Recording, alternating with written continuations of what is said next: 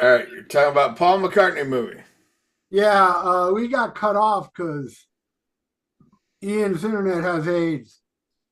AIDS. So yeah, it was a killer movie, and as I said, Charlie Hill went and saw Motley Crue with Daniela. Oh, that poor bastard. He wrote me back saying it was horrible. Yeah. Have you seen the footage from the shit they did in LA? No. Oh my God. So they did these three shows in LA where they're like, "Oh, we're going back to our roots, we're playing the troubadour, the whiskey and the parking lot behind, Big Boy." Uh exact same set list all three nights. No, like, because there's this talk about like, oh, we're gonna pull out some gems at because they're supposed to be doing a residency in Vegas. Like, oh, we're gonna pull out some gems. So I thought, like, okay, well, maybe this would be a perfect example to do that. No, they didn't do that. Like, the only thing that was like, not on the regular set list was On With the Show, which sounded fucking horrible. Like all three shows, I checked out the version of On With the Show. It was fucking pathetic. But it's the same like pedestrian bullshit set list. So, fuck Motley Crue. And I hate to say this, I really do, because I love me some Charlie Hill and Daniela. But like, why in the fuck would you go see this shit? You know better. You're Oh, smarter. leave them You're alone. smarter than this. No, no, no. Charlie Hill gets a pass, whatever the fuck he does. No, I get that because Hey, he's a hey, pimp, man. hey, he went and saw Jane's Addiction, so Yeah, he's got good. He should know better, no, you no, know. that's even worse than even Motley Crue today. No, They no. had isolated vocals of what's his Perry Farrell? Is that his name? Yeah, I didn't listen to that, but I mean Oh I kind my of got the gist. God, man! It sounds like a cat being tortured. Yeah, it wasn't good. I'll tell you that. I mean, what I saw, it's pathetic. I love that band, and they've got 1,000 times the integrity that Motley Crue could ever dream of. No, I don't think so. Yeah, Um, but they're yeah, not good. they're a flash in the pan '90s band. It'll be forgotten in another 10 years. Um, Okay, bye. and the same thing with Motley Crue. You think in 10 years anybody gonna give a fuck? By then all you fucking sheep Motley Crue fans will be dead. Because Yeah. Well, if you still love Motley Crue today, you have less than 10 years to live. obviously you didn't hear canceled then. No, oh yeah, I was about to ask you that. Did you hear Dude, it was the best song since the last song they released. it? It's better than the last song, but it's still crappy. It starts pretty good. It reminds me of the Karabi album, and then when No, it doesn't. then I don't get this. This is what I don't get. I I saw I this shit. hear "Welcome to the Numb" in the beginning of that. It's the same damn song. Listen to "Welcome to the Numb" and listen to the beginning. It reminds, Right, but but Welcome to the Numb suck too. no, it doesn't. That's a great. So I'm sitting here like all these people, like this is what I saw all over. Like, oh, if Karabi would have sang this and if it had different lyrics, it would have been better. How about if it was an entirely different song, it would have been better. Uh, that song, if it would have been on 94, it would have been the worst song on 94. No, but I'm not talking about the song. I'm talking about the beginning. The beginning of the song reminds me of that, and then it goes into the shit that it proves how important it is. Melody lines and Ozzy Osbourne. Everybody says Ozzy Osbourne don't do shit.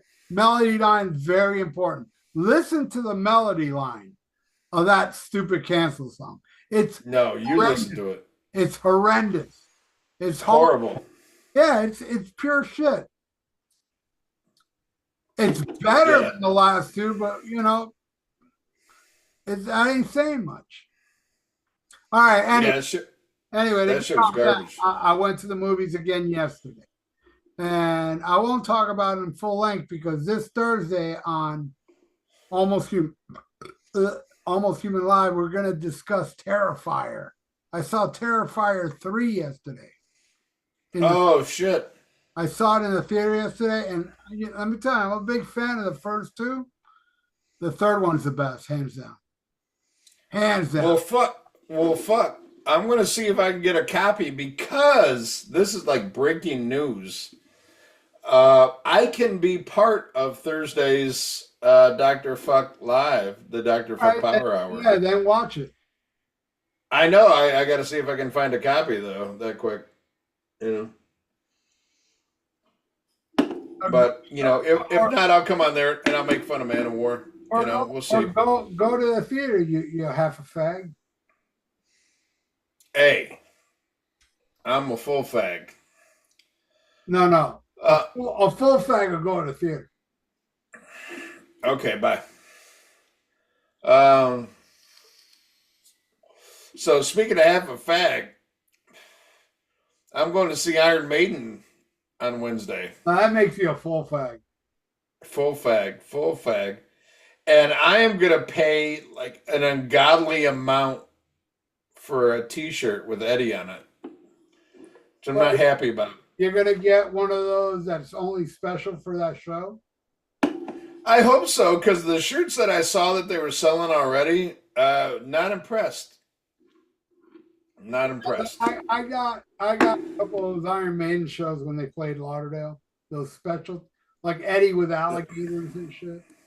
Well, you guys, you had the greatest Iron Maiden shirt ever made, which was the Somewhere in Time, the Miami Vice fucking Eddie shirt. That's my favorite, dude. Oh, that wasn't me. I don't have that shirt. Well, I mean, it was at your show. It was sold at the. You know the shirt I'm talking about, right? Where Eddie's like Sonny Crockett and he's got the alligator.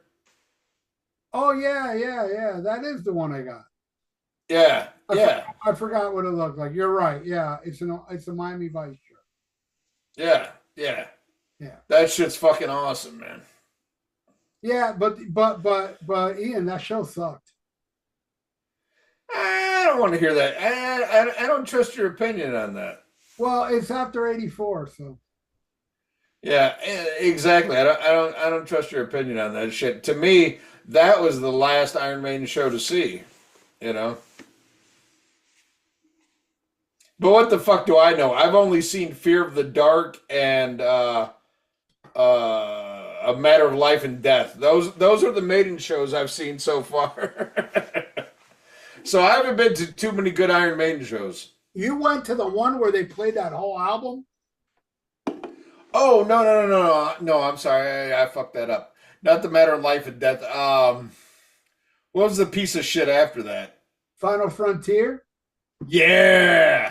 Final Frontier. I saw that tour down here too. That just sucked. The only thing good about that was Dream Theater opening up. Oh, Did you hear the new Dream Theater? Yes, I did. What'd you think? I loved it. A lot of people didn't like it. I loved it. I thought it was great. I thought it was 10 minutes of awesome. I thought it was unbelievably good. It reminded me a lot of Metropolis. I love it. I pre-ordered the vinyl. I want it. It's I was very surprised. I saw like I thought it was going to be a lot of like, fanboy reaction, like sucking its dick no matter what. And I saw a lot of hate over it. They're like, oh, they've done this song 10 times over. And I don't know, because I'm not as big as like fucking Dream Theater fan as a lot of people. I loved it. I thought it was great. It was what I wanted. Here's my thing. There's a lot of shit I love about Dream Theater, but what makes or breaks a Dream Theater song for me is James's vocals and Jordan ruined this keyboards. And it's like, how much do those throw off the fucking song? And I thought they all fitted. I thought James sounded great on the song. I thought Jordan did like Okay, yeah, it's Dream Theater, so there's keyboards, but they weren't like offensive, like circus music, which I find Jordan does a lot. My favorite keyboard player, and most people like, oh, if you're a true Dream Theater fan, you love Kevin Moore the best. Yeah, he's great. Derek Sherinian is my favorite keyboard player they ever had, but I thought like, what is the album he did with them? The one where they're sitting in the water looking at each other. It's a horrible album. Yeah, I know. It's the third. It's the one after the second one. I forgot. Yeah. Yeah, that one sucked, but he also was a part of the Change of Season EP, which is my favorite release I love that it. they've ever done. Yeah, I love that. That they've ever, and I love Derek Sherinian solo albums are fucking phenomenal. So anyway, Derek Sherinian, yeah, he's my favorite. So it's like, does Jordan ruin it for me, or does James Labrie ruin it for me? I thought the song was great.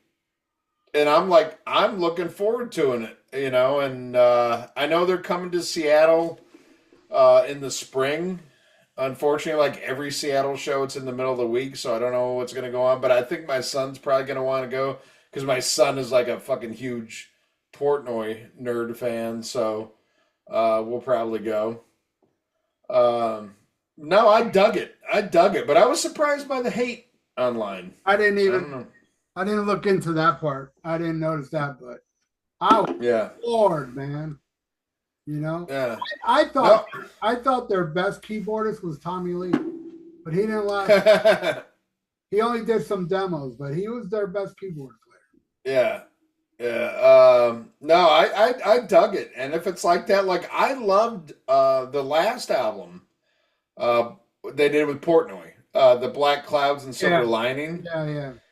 That one that what's his name? What's the guitar player's name? Petrucci. Petrucci. The one he did about the car wreck he was in when he was a kid. That's like probably my favorite Dream Theater song I've ever heard. Um, Fuck, I forget the name of the song, but I fucking love it. I think again, it's the perfect mix of like the drumming. Like I always love the drumming. I always love the bass, always love the guitar, but it's like is the keyboard too fucking circus like, and is James vocals too like Canadian for me, I guess, for a lack of a better term. Uh but He oh is my hit god. he is hit a miss with me too. Sometimes Yeah. it kind of grates on me, and then sometimes it fucking moves me. I mean, I get Oh yeah. some songs he does gives me chills. Oh, and that's how it is. The song, I can't believe I can't think of the name of it, but the one, Nightmare to Remember, Nightmare to Remember. Um, there's vocal lines that he does in that where I'm like, almost brings me to tears. It's like so, like, wow, is this good? But there's other songs, um, like what was the song? I think it's on Awake, or it might be on the one with where they're looking at each other on the water, but it's a ballad song like Trails of Tears or some shit. And it's horrible. It's horrible. It's like every cock rock cliche, ever. And then a lot of times Jordan ruined this. His keyboards are like, like you are no John Lord, sir. Um, You are no Tommy Lee.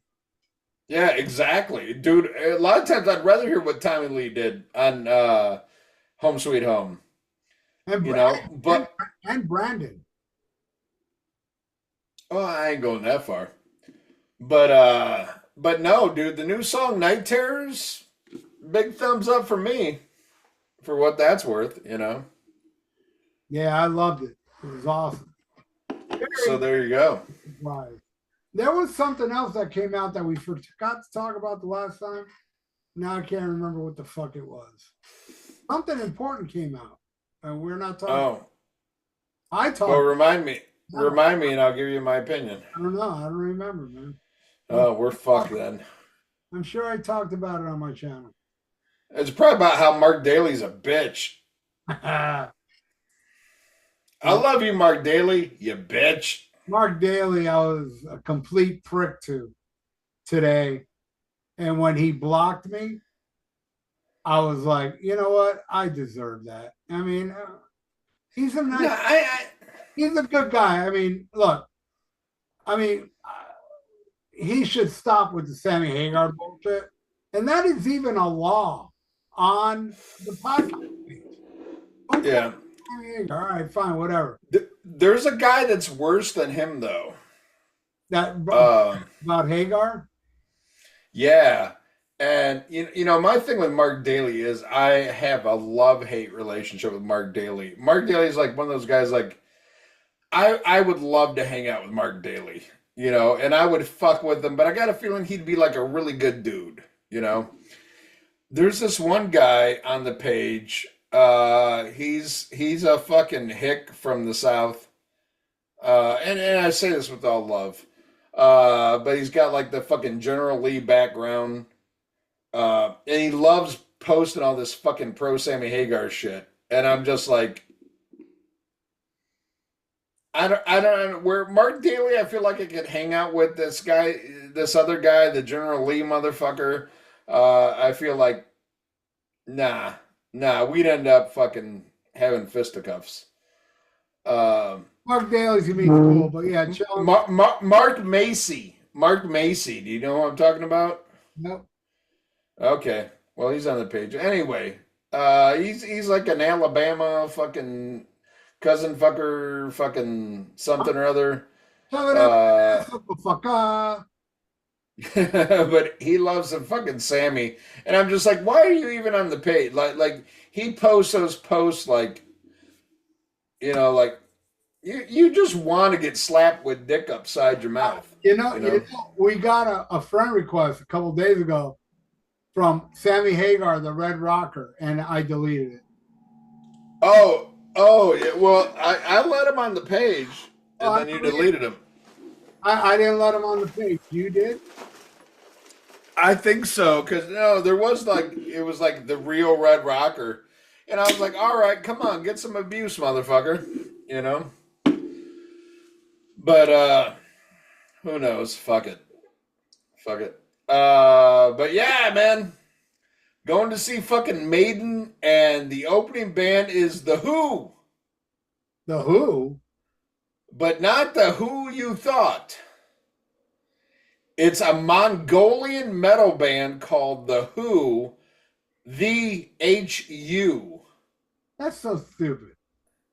Exactly. Like, why don't you call yourself the Beatles but spell it wrong, you fucking idiots? Yeah. They're fucking terrible. Terrible. It's so fucking bad. But the good thing though is a couple listeners have reached out to me and they're like, hey, we're going to be at the show. We want to hook up and drink and have a good time. And I'm all about that. I'm like, I want to meet the true motherfuckers who know better than to go in there and watch The Who. This shit's fucking horrible. Horrible. And I thought I'd give it a chance because they just released an EP and it's called the Trooper EP. They do a cover of the Trooper. And then they got one song with the singer of fucking System of a Down. And they got another song with the guy from Alice in Chains. And I'm like, hey, okay, I like both those. Let me see. It's fucking horrible.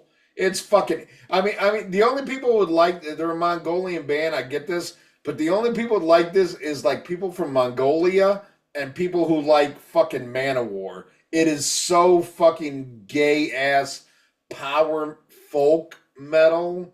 It's fucking ridiculous. I challenge any of our listeners. Check out The Who. THEHU. It's garbage. It's fucking garbage. And again, it pisses me off so much when legacy bands in this day and age, you know, and again, fucking Metallica. I'm so fucking glad I did not go see Metallica. My son went to go see him. I didn't go. So they announced they're doing another round of dates next year. And who's the opening band? Limp Bizkit and, blah, blah, blah, somebody else. And I'm like, at this day and age, you're not going to break a new band. Okay? If you've made it to this status, bring out a band that deserves, a band that's busted their ass for years and deserves a wider audience. And what's Metallica do? Oh, we're going to take out fucking Limp Bizkit. Really? You going to take out fucking Corey Feldman with you too? You fucking pieces of shit. But, then you got fucking Iron Maiden, who could have brought out, Saxon, could have brought out fucking fucking Udo Dirkschneider, could have brought out Accept, could have brought out fucking any of these other fucking, like, classic bands that would be a great matchup. And they bring out The Who, the Mongolian Wonder Band. It's like, I mean, they're to Mongolia what fucking, Gorky Park is to Russia. It's like, get the fuck out of here. But the nice thing is, while this band's playing, I'm going to be out drinking with listeners of the Rock and Metal Combat podcast who have better taste than go sit there and, listen to The Who. Fucking You're all garbage, going to man. see Iron Maiden in 2024. You all ain't nothing to talk about people's taste. If you're going to see, no, I'm sorry. You're going to see Iron Maiden in 2024 with that stale ass set list and Janet Gears prancing around. You all shouldn't even talk. Well, you're right about the stale ass set list, because I was wondering. I was like, well, are they going to change it up for the American audience at all? Because I'm kind of disappointed. Like, really, like, the only songs that are new songs are like fucking Alexander the Great, Caught Somewhere in Time and Stranger in a Strange Land. The rest of this shit, they played on a bunch of other tours. And then have you seen the announcement of the new Iron Maiden tour? Yeah. Okay, so they're going to do another tour starting later this year where they're doing just the 80s shit that we're going to talk about later in this episode. And I'm like, fuck, that better come around me, because I've been so fucked in my Iron Maiden fanship. Like, every time they do one of these legacy tours where they do the good shit, it's never where I live. It's never anywhere close. I have no fucking chance. And now I'm going to this to where they're doing, half Somewhere in Time, half fucking Shinshitsu, and then they're doing Can I Play with Madness and the Trooper. Oh, God. Can I Play with Madness? Yeah, they're playing Can I Play with Madness, the Trooper, and Fear the Dark. I want to hear Sea of Madness, God damn it. I don't want to hear this fucking other shit. And when are you going to give up Fear the Dark? How has this become the new fucking Hollow Be Thy Name? I have no fucking idea. It has that little audience participation thing. I don't give a fuck. Well, They do, and people that go see Iron Maiden care. Oh my God. So anyway, no new songs for the U.S. set list. Well, I shouldn't say that. I believe they changed up the songs that they play off of Shitsitsu. And this week I was like, you know what? I got to give it a chance. So I listened to Shitsitsu again, because I know you said you even you're like, I like the longer songs. So I listened to this album. By the way, Ian, that was a great impression. There is not one fucking, the closest it comes to me liking a song off that fucking shit album was the Days of Future Past. And I like that about as much as I like that Speed of Light fucking shit off a Book of fucking Souls. Me, every song. Every song on that album fucking sucks, dude. It fucking sucks. It's fucking Jethro, Maiden, fucking horrible prog fucking bullshit. Like, we're gonna have like a little fucking, like, you know, a bunch of fucking little fucking, you know, leprechauns dancing around fucking, you know, what the fuck you call it? What's a fucking, what's that shit from fucking Halloween 3? Stonehenge and shit, you know. It's like you know, and then it picks up, and then it's repetitive for 9 minutes, and then it slows down again to the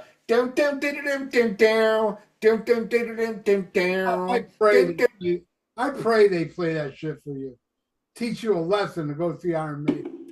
Oh, they're gonna play that shit because what was the fucking horrible song? Dance of the fucking Celts. That's the best song on there. Death. Dude, suck a dick straight up. That song is fucking horrible. You like Jane's Addiction. You like Jane's Addiction. You can kiss my big black ass. You like Dance of the Celts. That shit is fucking horrible. Death of the Celts. Get it right.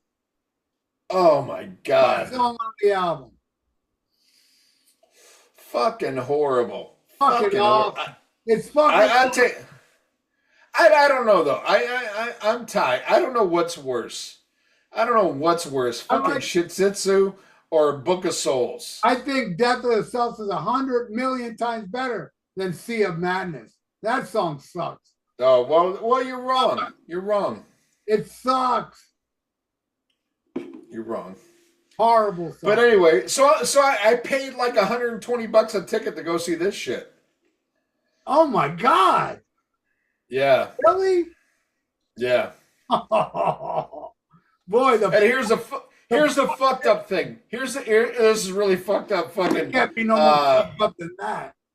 Fucking listener to the show, Matt Gutierrez. I can't say my Spanish is no bueno. But so anyway, Matt, I can't say Mike because Mike's his brother. Mike's the one who turned him on to it. Matt's the guy I've hung out with at Blue Oyster Cult. Anyway, so he's going, and he texts me. He's like, "Oh fuck, man!" He goes, "It's gonna be a last minute thing. I hope I can go." And then he texts me the other day. He goes, "Hey, I just found out I could go, and he's got better seats than me. This motherfucker. I bought these tickets a year ago. Son of a bitch." But no, there's a couple listeners going. Hey, Ian. The further you are from that stage, the better. No, fuck that. I want to see Eddie. I want to fight Eddie. Yeah, that's why Iron Maiden playing big places because of Eddie. Yeah, I want to get right in front of Bruce. I have a question for you, and it's something I never thought of. And one of my viewers on YouTube left a comment. And it's a very interesting opinion he has. On why Iron Maiden is bigger than Judas Priest. And when he told me the reason, I thought to myself, maybe there's some truth to this. He thinks the reason that Iron Maiden is bigger than Judas Priest because the metal community are too many homophobes. Now, wait. This is the deal, he said. Notice when Rob came out of the closet, and he rejoined Priest, that's when Priest was officially lower than Iron Maiden. I don't know. I see some truth in that. I don't believe so. I don't believe so because, like the last 6 Iron Maiden albums are gayer than fucking Nostradamus. Yeah, but then they didn't. Those albums did not come out of the closet. Yeah, no, I don't think that's it. I don't know what with Iron Maiden. I think it's purely. We've talked about this a million times. It's the power of Eddie is way more powerful than the music. Then why didn't Eddie? Which, by the way, the best Eddie was Derek Riggs' Eddie. Yeah. Why didn't Eddie dominate Judas Priest in the 80s then?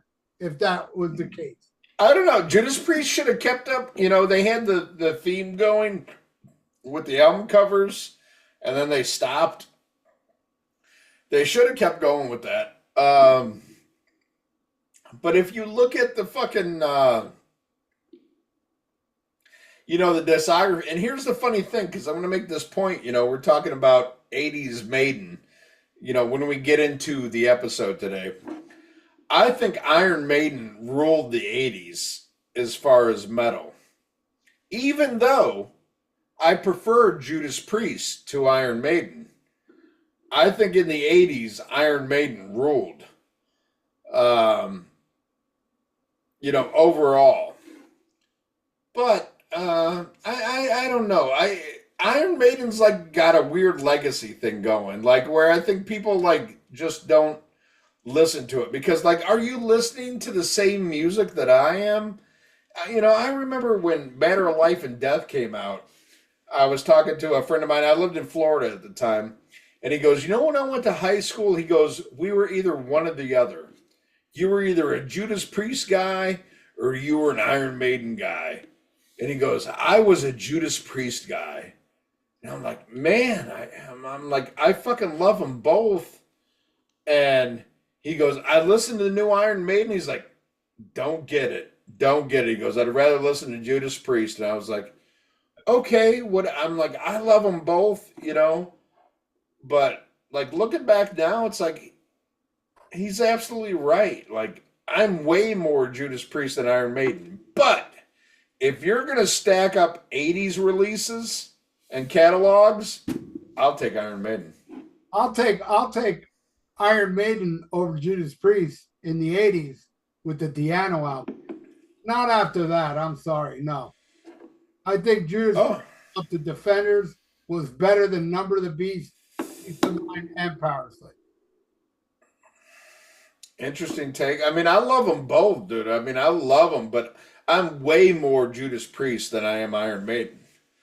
But if you're just putting up studio releases, I'm going fucking Iron Maiden. Because to me, Iron Maiden, did no wrong until fucking Seventh Son. Okay. I mean, how far off are we? Because what would you say? They did no wrong up until Somewhere in Time. Power Slave. So, you have something bad to say about Power Slave? No, up to Power Slave, they were awesome. Right. That's what I'm saying, though. You don't like Somewhere in Time, where I do. I like about half of it. But okay, the half I like off Somewhere in Time is not as good. Those songs are not as good as everything from Down. They're great. Yeah, and we'll get into that. I mean, what I think we should do is like, we're going to go into the news and all this shit.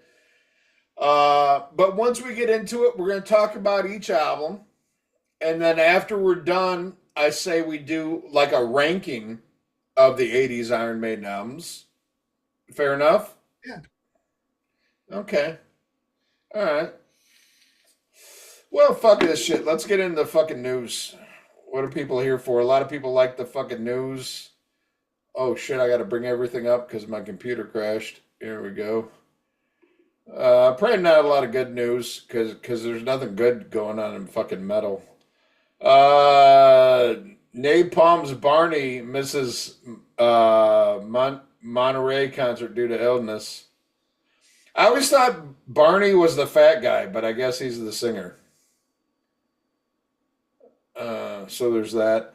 Ozzy family appeared at Monster Palooza, which is a horror con. And I say fuck anybody who paid like the ridiculous amount of money that they were charging to meet the whole family. How much was it? I'm not sure, but I just saw it was like, compared to like most people at the convention to meet them, it was like fucking quadruple.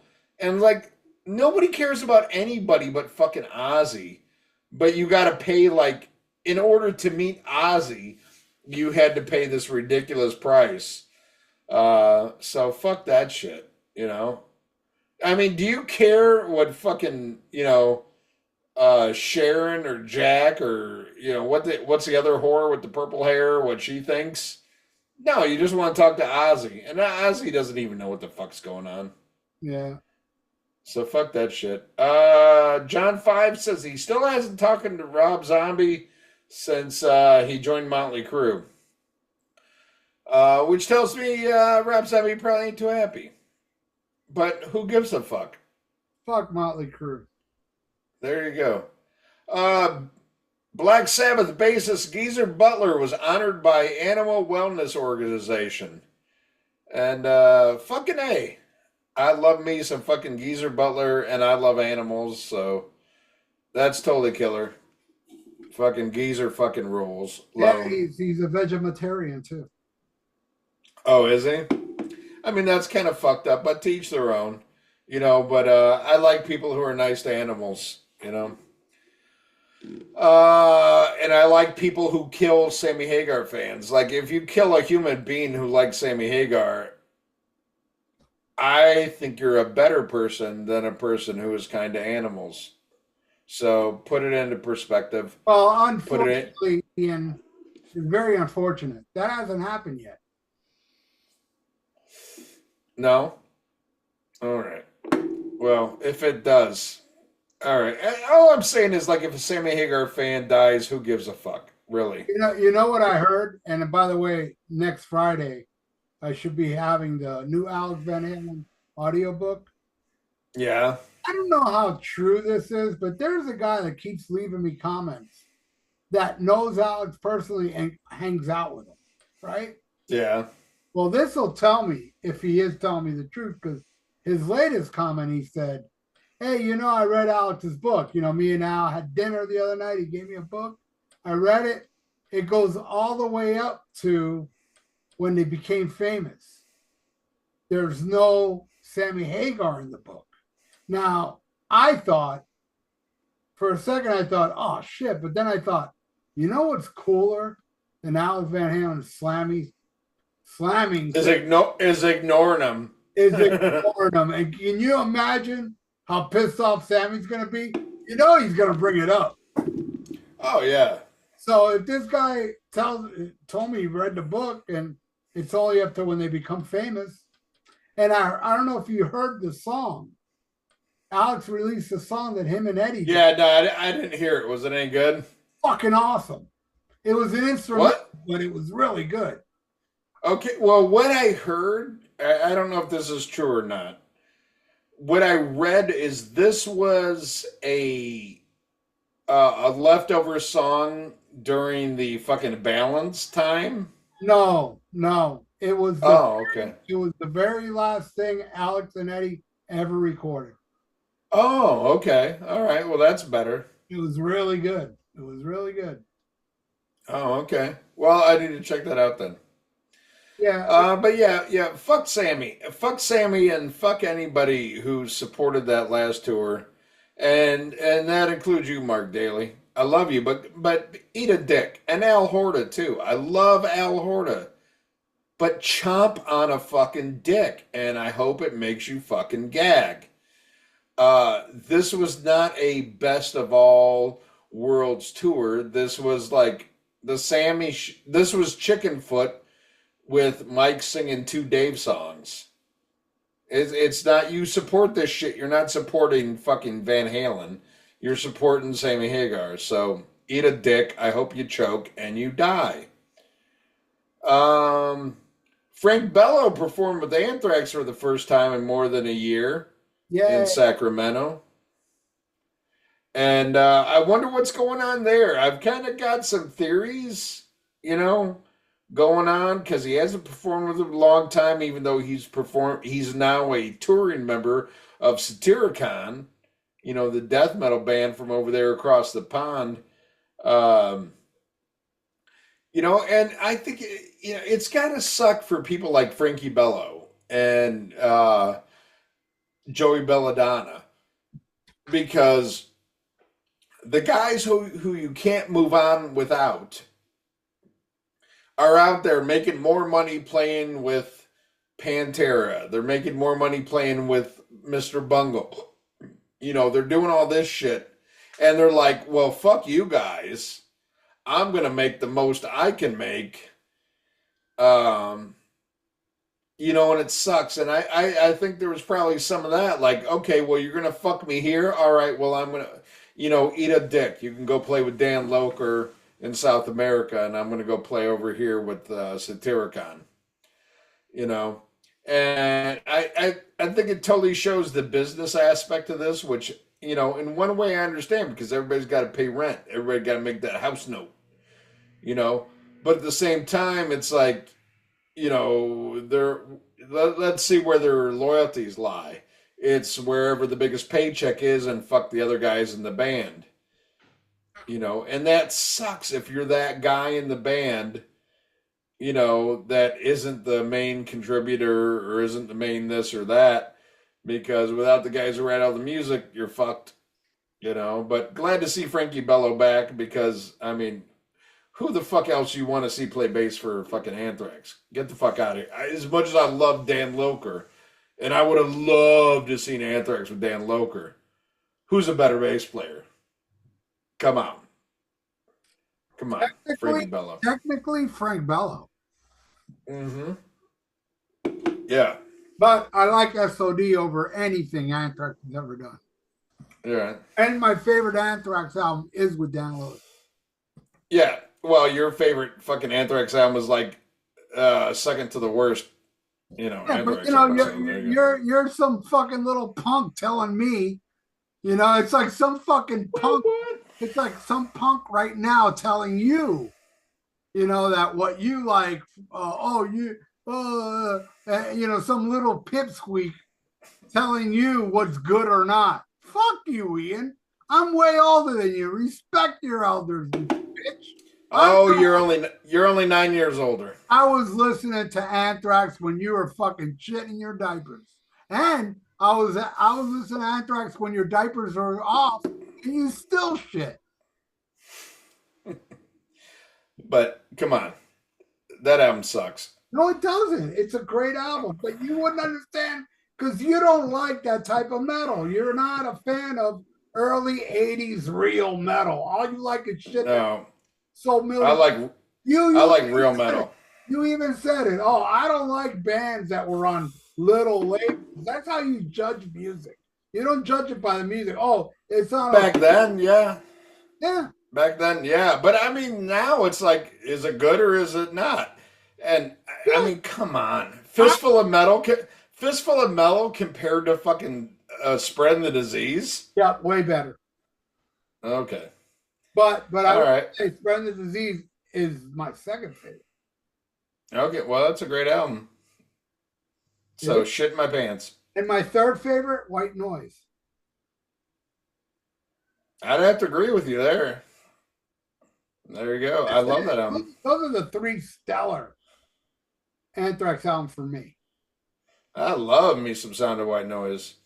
Great album. Awesome album. Axl Rose joined Billy Joel on stage once again to play Live and Let Die. I saw it, and my God, Axl's voice is shot. Is it bad? It's so bad. AC/DC ruined his voice.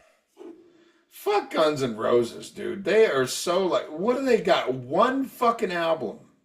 One fucking, and don't get it twisted. Let's shit the deck. Appetite for Destruction. One of the greatest albums ever made. Not a bad song. That's all they did. That's all they fucking did. But you know why? Because it has no Steven Adler and Duff McKagan. Well, you mean Izzy Stradlin? But no, Duff McKagan and look, all right, Izzy Stradlin, important with songwriting. I'm saying the sound of Guns N' Roses with Adler and Duff. Yeah. It was such an amazing rhythm section that made that album sound like it did. Without those two, it's shit. But let's be real here. You know, if you had to cut any member from Guns N' Roses, Duff is about as important to fucking Guns N' Roses as fucking Bobby Dahl is to Poison. I disagree. I think he was amazing on the first album. I think he's Him and Steven Adler are the VIPs in my opinion. Steven Adler, I'll give you. Steven Adler and Izzy Stradlin and Axl Rose make that shit to me. And I will say, Use Your Illusions, Duff sucks hard. He's not good on the Use Your Illusion album. He's awesome on it. But anyway, so Axl sang with Billy Joel and did fucking Live and Let Die. And to me, that is the epitome of what went wrong with Guns N' Roses. You know, like, oh, we're going to do Live and Let, Use Your Illusions 1 and 2 were such a kitchen sink record, like trying to be bigger than what they were and better than what they were. And they lost track of who they were. So fuck it. I'd rather see Billy Joel like by himself. I'd rather see Billy Joel do "We Didn't Start the Fire" than fucking Axl Rose come out and do fucking "Live and Let Die." I like "We Didn't Start the Fire." I do too. I like it better than fucking Guns N' Roses doing "Live and Let Die." Me too. The dude from Mr. I don't like it more than Paul McCartney doing "Live and Let Die" though. Yeah, no. Dude from Mr. Bungle got found guilty of first-degree murder and is facing 51 years in jail. What he murdered besides songs? His girlfriend. Oh, okay. So yeah, he killed her. Let's see what else is going on. Motley Crue is fucking horrible. Let's see here. Yeah, nothing. Did you hear the new Rat song, "Reach for the Sky"? I loved it, and that's something I saw a lot of negative comments on. People were really good about that song, and I thought that song was very good. Now, I will say, it's not as good as every song on Out of the Cellar, but it's still a good song. I dig it. The funny thing is, I'm like 1,000 times more a Rat fan than you, and I was kind of on it. Yeah. I didn't hate it. A lot of people didn't like it. I liked it. I definitely see why it was left off the album. I think it would have made a great B-side. But this is something that was written. If you look at the songwriting credits, this shit was written when Mark Torkian from Bullet Boys was still in the band. I didn't even know he was in Rat. He played guitar in Rat? Yeah, before they got Warren DeMartini. And he played on that song? No, he did not play on the recorded version that you hear. But the song was written. It was the writing credits are Stephen Pearcy, Mark Torkian, and Robin Crosby. Interesting. Yeah, it was before Warren Martini joined the band. I believe, from what I've seen, it was written around 1982. But by all accounts, as easy as it is to make fun of Bullet Boys, Mark Torkian is a competent guitar player, and was up for playing for Ozzy. He didn't pass the audition, actually, he did pass the audition. The reason they didn't hire him, they wanted to, was he was too young. Yeah, I did hear that. So he actually got the gig, which shows that guy must be an amazing guitar. And think about Warren DeMartini replacing him. He's got to be a badass. I never knew that. I was always under the impression that right after Jake, Warren took over, because I remember a story of Jake teaching Warren some of the parts because he got the Ozzy gig, and Warren helped Jake do some of the Randy Rhoads stuff. Yeah, no, Mark Torkian was part of them before Jakey Lee. Oh wow. Yeah. Oh, so Jakey Lee replaced him. Yeah. Jakey Lee replaced Mark Torkian, and then they got Warren DeMartini. Okay, all right. Yeah, but what I thought. It was after Jake. Yeah, I mean, it wasn't like I didn't think it was a horrible song, but it's like, okay, I can see why it was left off. But I mean, I didn't hate it. It's a But good it's song, like, really good song. yeah, right. But like what you said, every other song on Out of the Cellar was stronger. So I get it. Let's see what else is going on. Uh, Motorhead releases a Bomber Demos EP, but if you bought the special edition of Bomber, you have all those songs. So I hate those kind of releases, because to me that's a money grab. It has a million money grab albums. They've Yeah, they've signed really bad contracts. yeah. Um, let's see. Jerry Cantrell released a video off his new album. I haven't listened to it yet. Jerry Cantrell speaking very well of this new solo album. I need to check it out, but I can't comment because I haven't heard it. I haven't heard it yet either. Let's see. Slayer ended up playing their second reunion concert at Sacramento's Aftershock Festival after they had one that was canceled from weather and shit like that. The set list I thought was incredible. Um, I'm still kind of weirded out about the Slayer reunion. There's just something about it that doesn't feel right to me. Yeah, But it doesn't feel right to me. It's no Hanneman and Lombardo. yeah, Seriously, uh, Mike Slayer's been dead since the '90s. I like Kerry King with hair and not wearing a stupid football jersey. I hey, like them with the big spikes. He looks so badass in the '80s. mm-hmm. He's not. I don't like, uh, and I don't like the music as much either. yeah. I think Christ Illusion's underrated. I I really like that one. I thought the best one they did later on was World Painted Blood. See, I think Christ Illusion shits all over World Pain. I, That I, was one where I was disappointed. I thought musically, World Painted Blood was a step forward, where Christ Illusion, which is not bad, it had Jihad and a couple other badass songs. Oh yeah, It's kind of like the same old, same old. It was no growth. World Painted Blood had some growth, I think. I think it I was, don't know. I got to listen to World Pain Blood again but because that was the first one since like fucking Divine Intervention where I was like, I don't know. to I me, don't know. that's seasons, especially the Metal Blade years. But Oh yeah, I love, like, my favorite would be Honey at Chapel or Show No Mercy or Hell Awaits are my yeah. favorite Slayer albums, but there's a difference. I can Right. But I mean, there's nothing that's going to touch Show No Mercy through seasons. I mean, no. come on. This is what I say though. Okay, bye.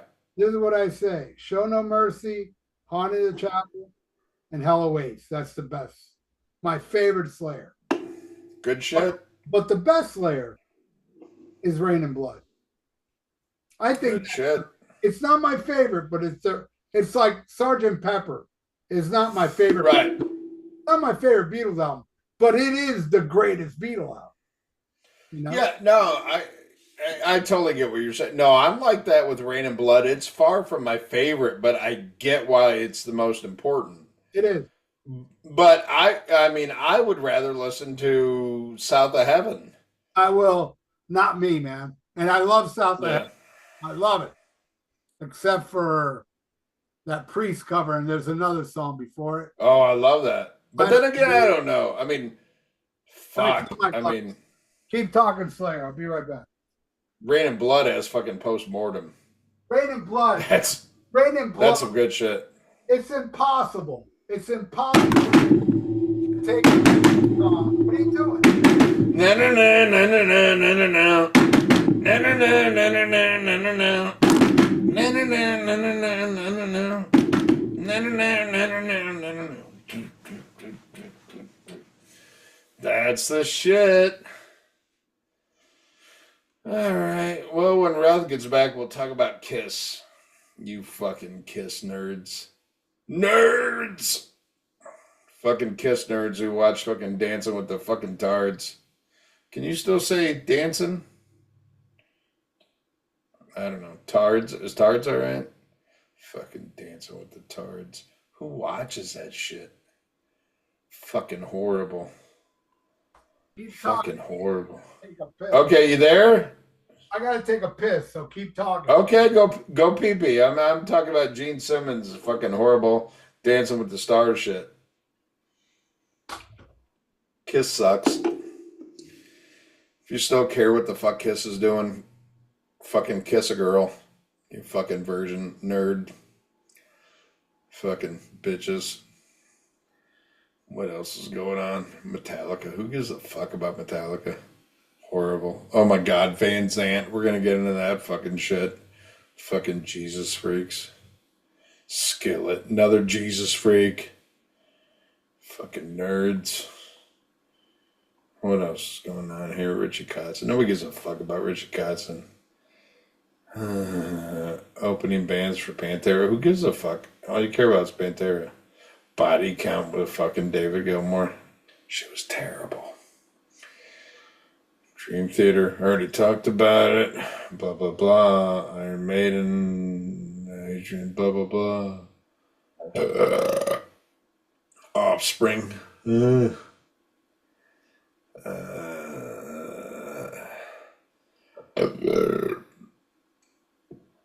Fucking Skid Row, who gives a fuck? Fucking D. Snyder, who gives a fuck? Tesla, I love him, but no Tommy Skio, who gives a fuck? Jakey Lee, better than fucking Randy Rhoads. You heard it here. Hey, Oh shit, you heard that? Ian. Yes, sir. I heard that, but I don't care. I know this girl. She plays bass in a band. Yeah. Sounds like Bill Wyman. Now I'm her biggest fan. Oh, Smithereens, baby. Yeah, baby. That is the coolest thing you turned me on to. Hey, you know what? I am so happy. And the funny thing is, like, I never would have guessed in a million years. But then when I think about the bands that you like, it makes perfect sense that you would like the Smithereens. So, yeah, fucking Smithereens kick ass. You picked that Beatles cover where they only did the early songs. Right. I thought Don't Bother Me was even better than the Beatles version. Dude, and I'll tell you, man, I wish I would have had some fucking money back in the day before Pat D'Annunzio died when they did that. Did you ever look in the history of the band when they started doing that, like we play in your living room shit? No, but you told me about it. Yeah, that's fucking amazing. I would have loved that shit. Dude, I would have loved to make a trip down to fucking Miami Beach or fucking Hialeah for that matter. Fuck, we do that shit at fucking Ruben De La Rosa's house. I love that guy, you know? Fuck it. Okay, so did you hear this shit about Gene Simmons getting in trouble for what he said on Dancing with the Stars? Yeah, I made a news report about it and kind of blew up. Right on. Right on. But I mean, like, the grand scheme of things is like, who gives a shit? They're really making something out of nothing. It's Gene Simmons. But he didn't say nothing bad. No, I know he didn't. It's like you fucking... And that's the thing I fucking hate. Like, you know, everybody knows I'm the liberal guy, but I can't stand this fucking woke bullshit, you know, this fucking like, oh, god damn, you can't tell a chick with a nice ass she's got a nice ass? Get the fuck out of here. What Gene said was way more innocent than that. I know, right? You know what's even worse than that is the dude from 38 Special and the fucking half-talented brother of fucking Ronnie Van Zant are now doing Jesus music. You know, Johnny Van Zant. Who the fuck's gonna buy that shit? Johnny Van Zant had a cool band back in 1980, and I saw them open for Black Sabbath. It was Black Sabbath, Johnny Van Zant band, and Riot. And Johnny Van Zant. No, not Johnny Van Zant. You're talking about Roston Collins, right? No, I'm talking about Johnny Van Zant, the guy's singing for Skinner now. Oh, the brother who did? Okay. Yeah, he had a band called the Johnny Van Zant Band, and the album was called Only the Strong Survive. Good stuff. Yeah. Good stuff. Not bad. Okay. Well, fuck their Jesus shit. Did you hear this new Body Count Comfortably Numb shit with David Gilmour? Yeah, man. I was like, what the fuck is this? It was It's not. horrible. It was not good at all. Not good. Not good at all. How the fuck did they get David covered it? I mean, David Gilmour, right? I don't know. And hey, man, I love Ice-T. I love Ice-T, man. Cool motherfucker.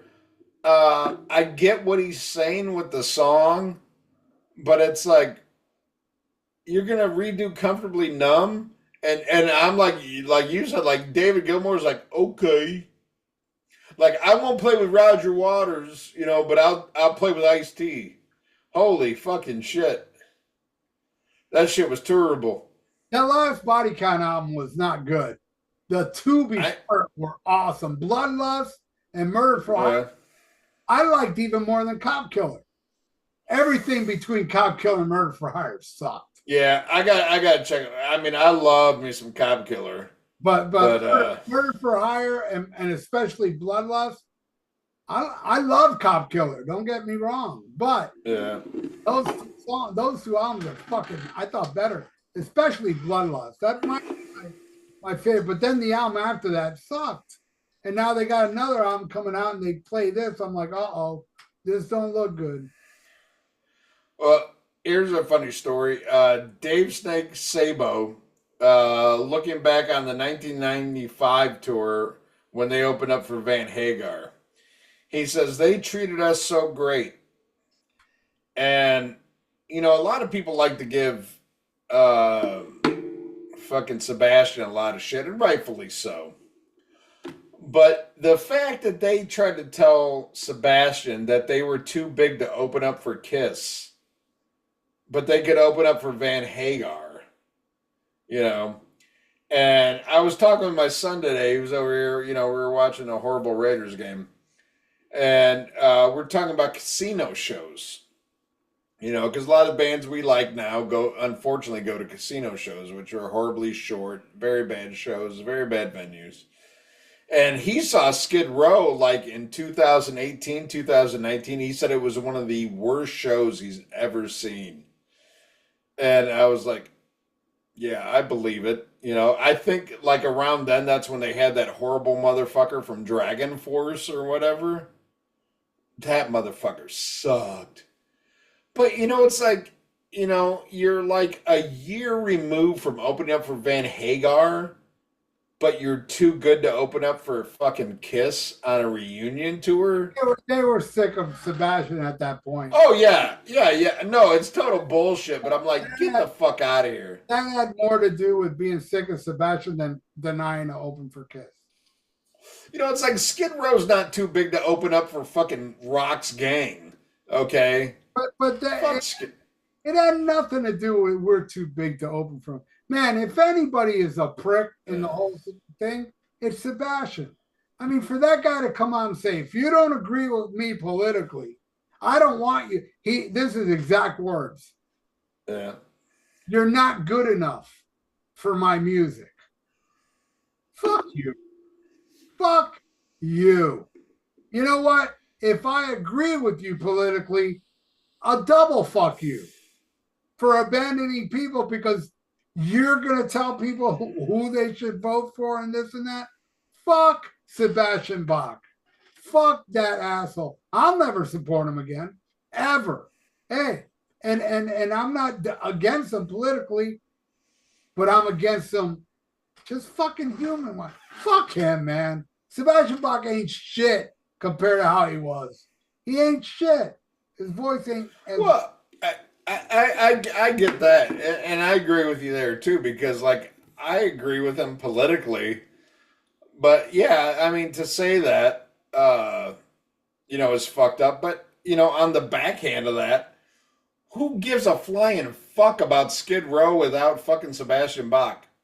The same amount of people that care about Skid Row with Sebastian Bach. I'm sorry. Sebastian Bach goes back to Skid Row. They're playing the same venues. All these assholes, including Ian Wadley, that would say that Skid Row ain't shit with Sebastian Bach, Ian Wadley, if Sebastian Bach joined Skid Row, would not support it, would not go see it live. And everybody out there, I say 95% of you that want Sebastian Bach and Skid Row, you won't go out and go see it live.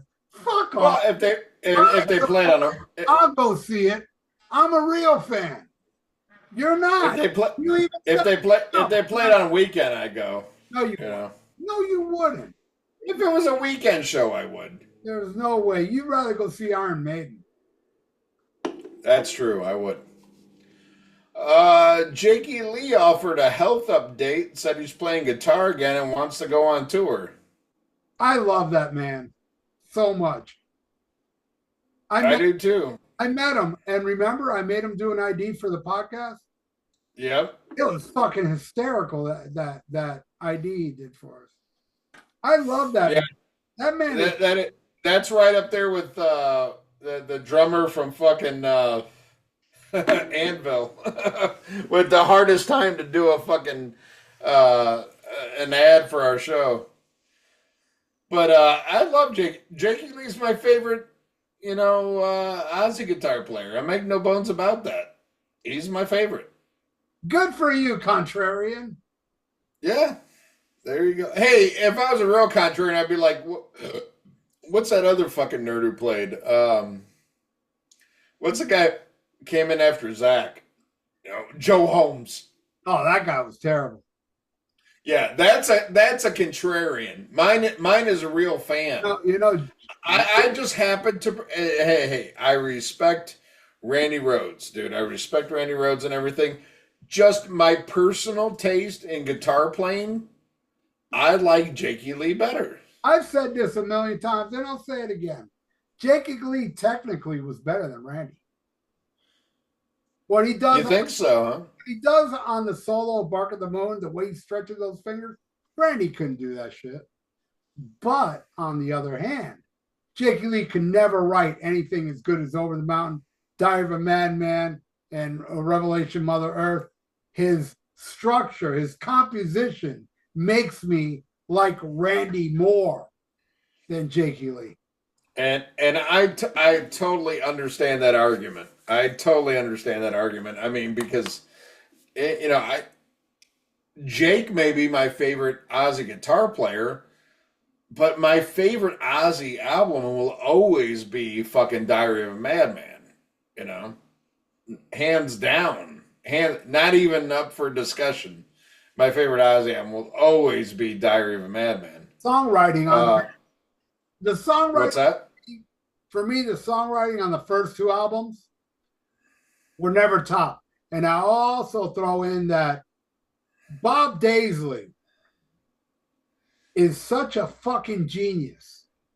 Not only lyric-wise, what great swallowing colors of the sound I hear. Am I just a crazy guy? Just listen to those lyrics of Flying High. Bob Daisley was a fucking genius and extremely underrated bass player. Listen to the bass playing on Diary of a Madman. Oh, yeah.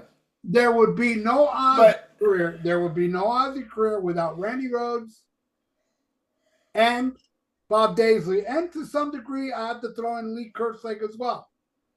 Those three people made Ozzy's career. Now, but at the same time, what did those three people do without Ozzy? Nothing. They needed Ozzy. No, I get that. And I will say, but, like for most people, they still probably think that fucking Rudy Sarzo played bass on Diary of a Madman because that's who's on the cover. Yep.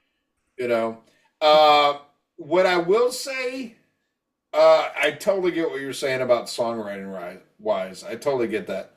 I will say I think Jake could have hit those heights, but I think by the time that Jake was in the band, it was so restricted and, like what you could contribute. I think it's a tough measure. But I mean, anyway, I'm not trying to shit on fucking Randy. Randy's fucking amazing. Just personal taste. I mean, I've said this for years and years on this podcast. My three favorite guitar players are the 80's.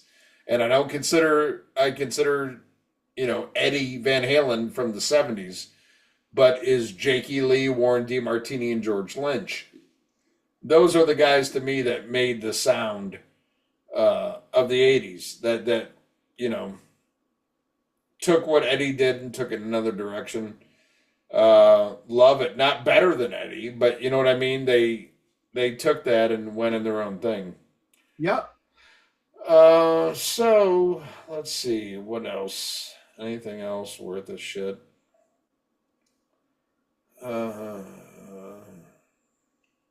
So anyway, so there's I'm kind of confused on this shit, and I don't know if you've looked into this because I know you're disdain for the Rock and Roll Hall of Fame. But to my knowledge, like Ozzy's not gonna perform, but Maynard from Tool, Billy Idol, and Jelly Roll are gonna perform Ozzy songs. Yeah, Am I understand? I saw something about that. Like they're getting all these bozos to introduce them into the Rock and Roll Hall of Fame. I mean, again, Jelly Roll. What the fuck? Yeah. Really? Yeah, I know. Well, that's the thing I'm getting, but Jelly Roll's probably produced by the guy who produced the last fucking, two Ozzy albums. Why not get What's that? Post? They should get Post Malone over there too. Oh. But Ain't that the guy, Post Malone or some shit? I don't know. Post Malone. But anyway, the thing is, and I saw a video the other day, and it really made me think. He was talking about his admiration for Jakey Lee, and he said Jakey Lee should be put in the Rock and Roll Hall of Fame aside, with Ozzy and Randy and stuff like that.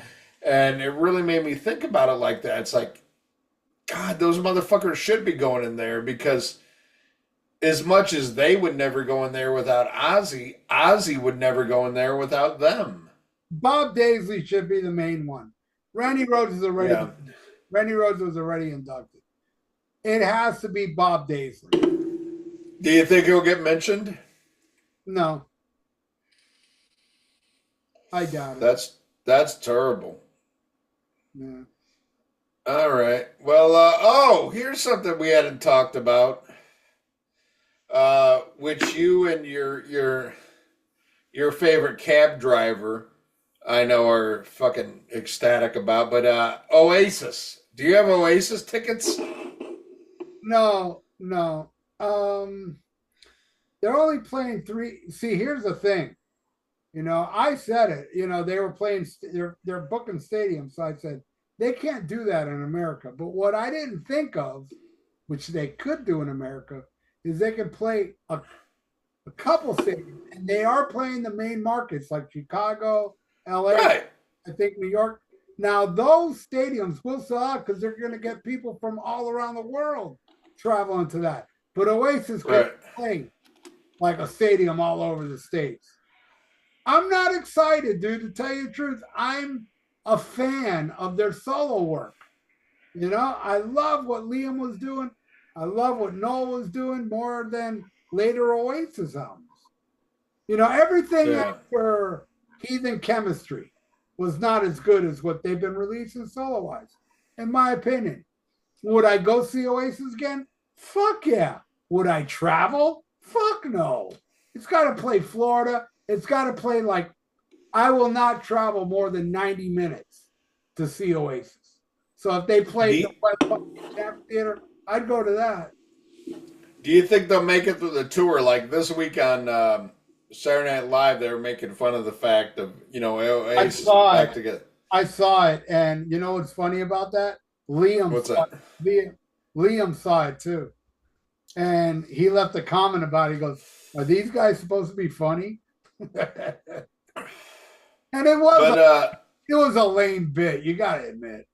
Oh yeah, no, it wasn't that great. I love SNL, but no, it wasn't the best bit. But what I think was funny is some people, like our former taxi driver who hates you, me not so much.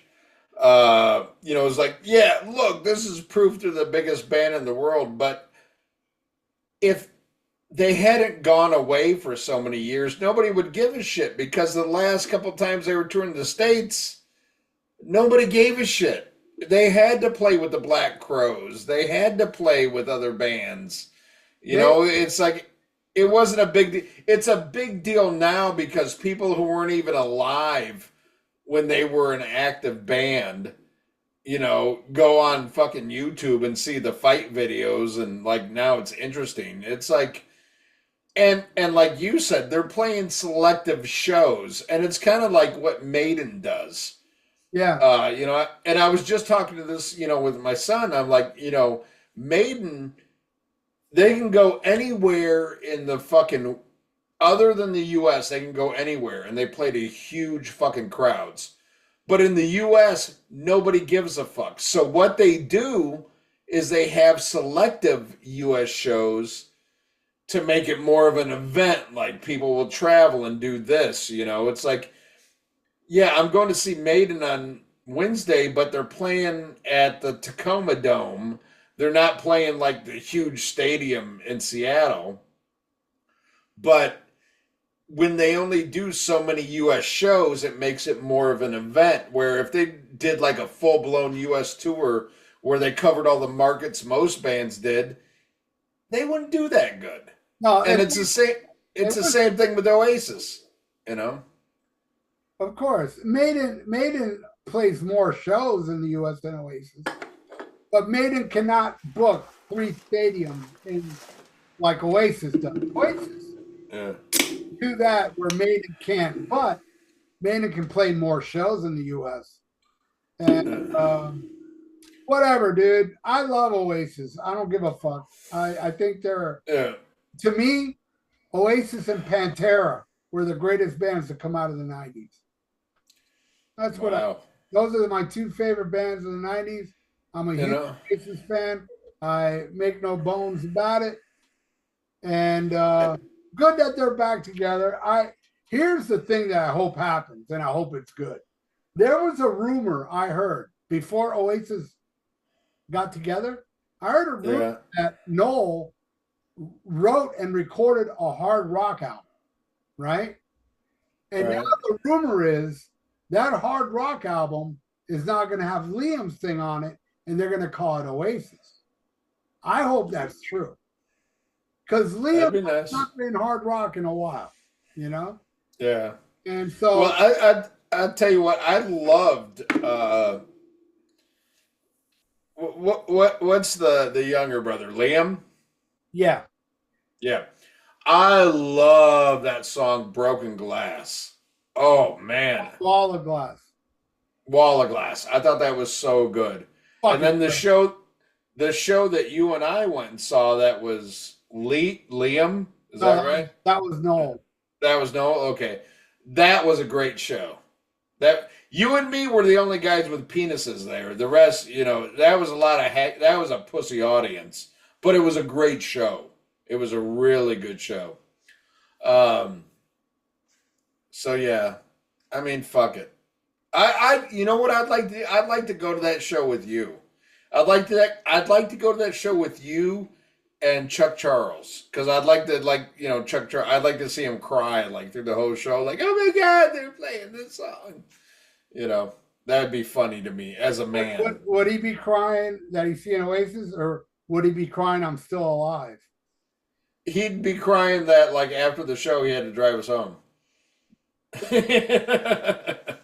Hey, your internet's breaking up. I don't want Oh to. shit! You can go on yourself, but I ain't gonna join in this conversation. All right. The guy was Hey, the guy wished death on me. All right, enough. did he? Yes, he did on several occasions. I have the text message to prove it. But I will say this. I will say this. Once somebody wishes death on me, I mentally, they're dead to me. I don't Yeah. care what they say or what you crossed the line there. When you wish death on, and by the way, a slow death, he said, not just a regular death. Oh God. I die a slow death. Once you wish a slow death on me, why would I care about your existence after that? I don't wish death on you, but I wish to not have you in my life at all, in no way whatsoever. And this is the last time I'm ever going to say anything about this dude because honestly, that's crossing the line, man. And Yeah. Well, why does he want death on me? I'll tell you why. Because I refused to be his friend. That's all I did. I refused to be his friend, so he wants me to die. All right, there you go. Bye. well, I wish death on Mark Allen Taylor, on Al Horta, And that guy's your on Mark Daly, but not like a slow death. I mean, I'm pretty sure, like when I wrote it down, I wish a quick death on him. Maybe. that's very nice. That's very nice of you, Ian. You know what? No, I take that back. You're wrong. I did wish a slow death on them for going to see Sammy Hagar. Never mind.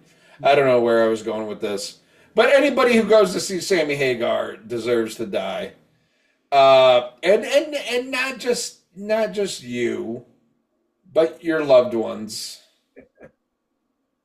I still don't know where I'm going with this, but if you went to go see the Best of All Worlds tour, I hope you get AIDS of the cock. Would you hope You know. they died after they watched their loved ones being slaughtered? Do you want that to be their last vision before they die? Yeah, pretty much. All right. Yeah, I just want to get that part clear. All right, but hey, we're still friends, right? So anyway, let's talk about what Ralph picked for this episode is 80's Iron Maiden. I'm a little hazy on this.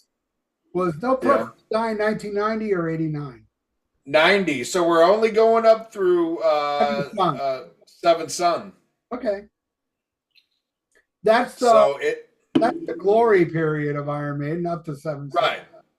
Right. So what I was talking to Ralph about earlier, I would like to we discuss the albums of the 80's, and then when we're done, we do a ranking. And for you guys, watching on YouTube, and if you're watching on YouTube, hit subscribe, you motherfuckers, and hit a like. The anal rhythms. It's good for the algorithms. Yeah, so list in there what you think is the ranking, because I would love to hear wrong opinions, because if it's not mine, it's wrong. So there you go. Even though I do respect Ralph's opinion, especially No, I do. I do because I think very much like your opinion of Iron Maiden is my opinion of Metallica. Because you were there when Iron Maiden started and you saw the transition and then you saw the decline. And I was like that with Metallica. And you came into the decline liking the decline. What's that? And you came into Iron Maiden during the decline liking the decline, just like other people like the Black Album and the Loads. Yeah, well, I mean, we both consider the decline. You and I are an album off on the decline. But I see your opinion, and I do value your opinion, and I do agree that if I would have came in when you came in, I probably wouldn't have liked the album that I love that you don't like. So there you go. But we both dislike the end of it. So there you go. We agree on something. Which is shocking to me that you don't like that piece of crap. But I got a funny story to tell about it as we get into it. But let's start at the beginning with the 1980 masterpiece, Iron Maiden. The greatest Iron Maiden album in my world. It used to be Killers, but it was my first Maiden. I told the story a million times, but it's an awesome story, Ian. Tell it again. I walked into Specs in 1980 at Westland Mall. I used to drive my bike there. It took me a good 40 minutes to get there, right? Mm-hmm. Go into Specs. I see this album. The first Iron Maiden now. And the album cover is so striking. And I was like, what the hell is this? And when I turned the album over, they looked just like Judas Priest. You had Paul Di'Anno in leather. You had Dennis Stratton with red leather pants on. Dave Murray looked like KK Downing. And Steve Harris looked like Pete Wade from UFO. All right, one member. Of course. But I bought the album, Blindside. I went to the record store to buy something else. It was in my mind, and it was there. And I said, I'll buy this next time. Because I, every weekend I would mow lawns and make enough money for one album a week. So I picked that Iron Maiden album to buy because I also needed money for the theater. I made just enough to buy an album and go see a movie. So I pedal my ass home, put it on, and the first thing I hear is Prowler. And I knew right that second I made the wise choice. I made a good purchase. I was worried. I was worried. I was like, I hope this doesn't suck because I had a very bad experience a couple of years prior to that buying a Grateful Dead album because the album cover was a skeleton playing a violin. And I was like, this shit looks badass, man. And I bought that crap. Hey, I did that with Pretty Boy Floyd, so I feel your pain. Yeah, and you know what? The Grateful Dead album was so bad that I literally threw it in the garbage. I wouldn't give it to anybody. That's how bad it was, yeah. That's one of my favorite Grateful Dead albums too. What was that one called? Blues for Allah. All right, yeah. Blues for Allah. Isn't that ISIS shit? Isn't that ISIS? But anyway, yeah, dude. Remember Tomorrow, which now is like my favorite song off that album, Running Free. And by the way, the American version brought Sanctuary. Those people in England didn't get Sanctuary. That album didn't have Sanctuary in England. How crazy is that? That's crazy. And it's one of my favorites on there. But my God, every song on that album was awesome. And I remember calling my punk rock friend, Henry, who was a bass player. I said, you got to hear this. And I played him Phantom of the Opera. You know that part. He was like, holy shit, man. I was like, dude, this band is fucking godly. So, yeah, I absolutely loved the first Maiden album, my favorite. And I'll go into Killers, and then you talk about the Diano years, all right? Okay. Now, Killers, I'll never forget. I had a friend that lived a couple blocks from my house that literally had a tree house with an extension cord running to the house. He had stereo. He had a little refrigerator. You couldn't stand up in the treehouse. It was kind of small, but he had a little fridge in there, electricity, AC, and everything. And we used to get drunk in his little thing and get high and listen to shit. Listen to the radio. He didn't even play. He didn't even have like a record player or nothing. We'd strictly listen to radio. But you got to remember, early 80s, 81, radio was badass, right? Oh, hell yeah. Except for the commercials. But anyway. I'm in his treehouse, and on the radio they announced coming up new Iron Maiden. And mind you, they never played Iron Maiden on the radio back then, you know? And I was like, what? Iron Maiden? Oh shit. And they played Rothschild. I'll never forget it. And I was like, oh my God. And then when I found that album cover, to this day, Maiden never topped that album cover. That is the greatest album cover ever. And what an album. And again, England didn't get Twilight Zone. We did. Yep. It's just shocking, you know? But what an album, man. Prodigal Son, Purgatory, the title track that has my favorite Iron Maiden guitar solo. Another Life, Murders in the Rue Morgue, Innocent Exile. Greatest Iron Maiden. Now, as I was saying earlier, how I think those two Iron Maidens are the only two albums that can compete with Priest, because I have had donations of people asking me to put the first Iron Maiden and the second Iron Maiden against various Priest albums. Those Priest albums always lost. Always. Those albums are too badass, where I put the later albums, even the good ones, with Bruce against Priest, and some of them were very close, but none of them ever beat Priest. And then Killers became my favorite album back then when it was new. It wasn't until like maybe 5 years ago that I listened to both back to back, and I'm like, no, you know what? No, the first one, man.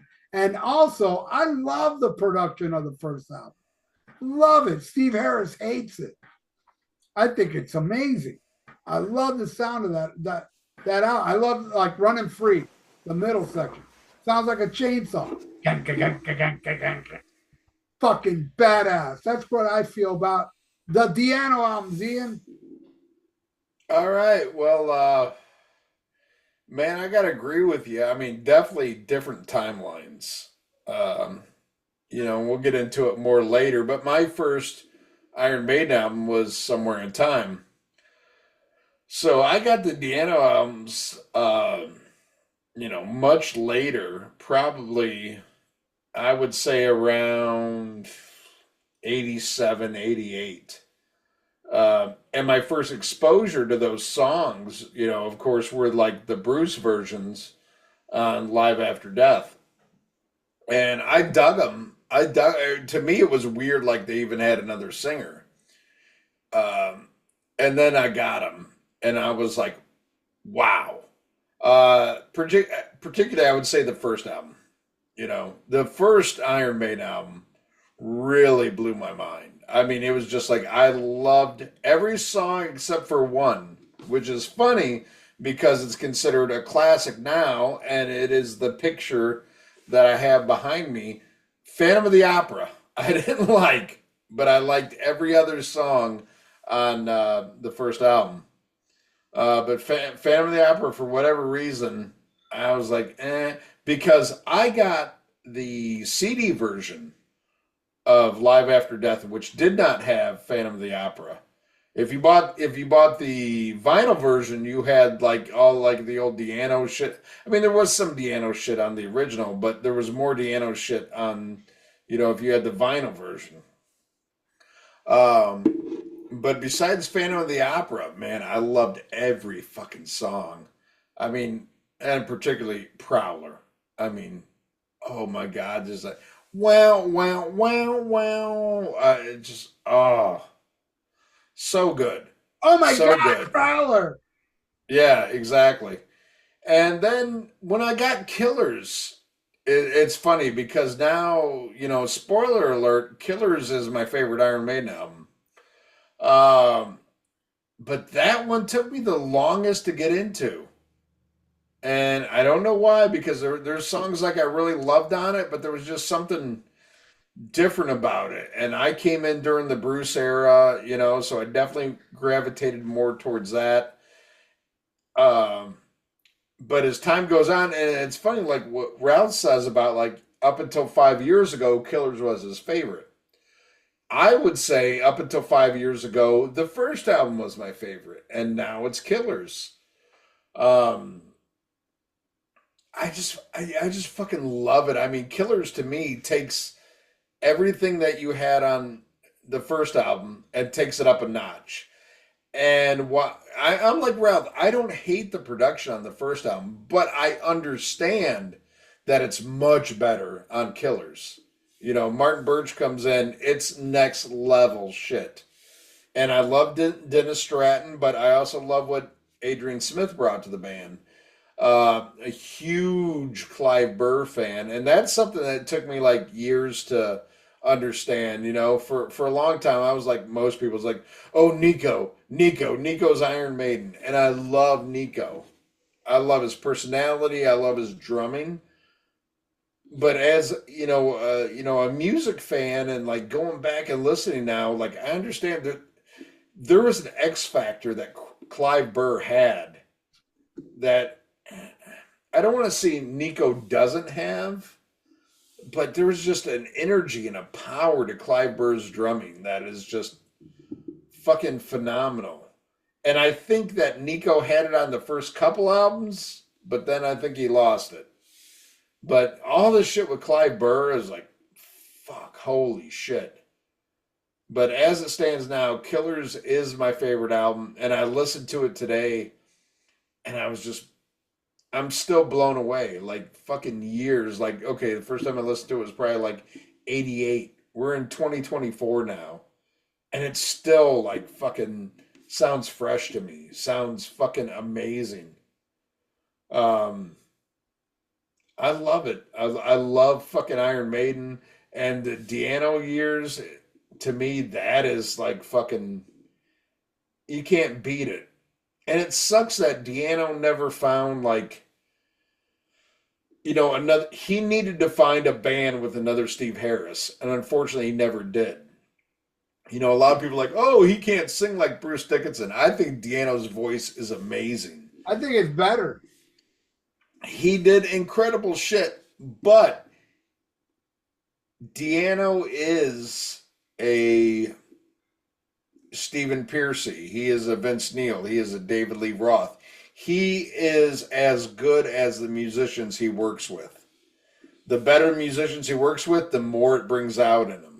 And unfortunately, he never got with the same caliber that he had with Iron Maiden.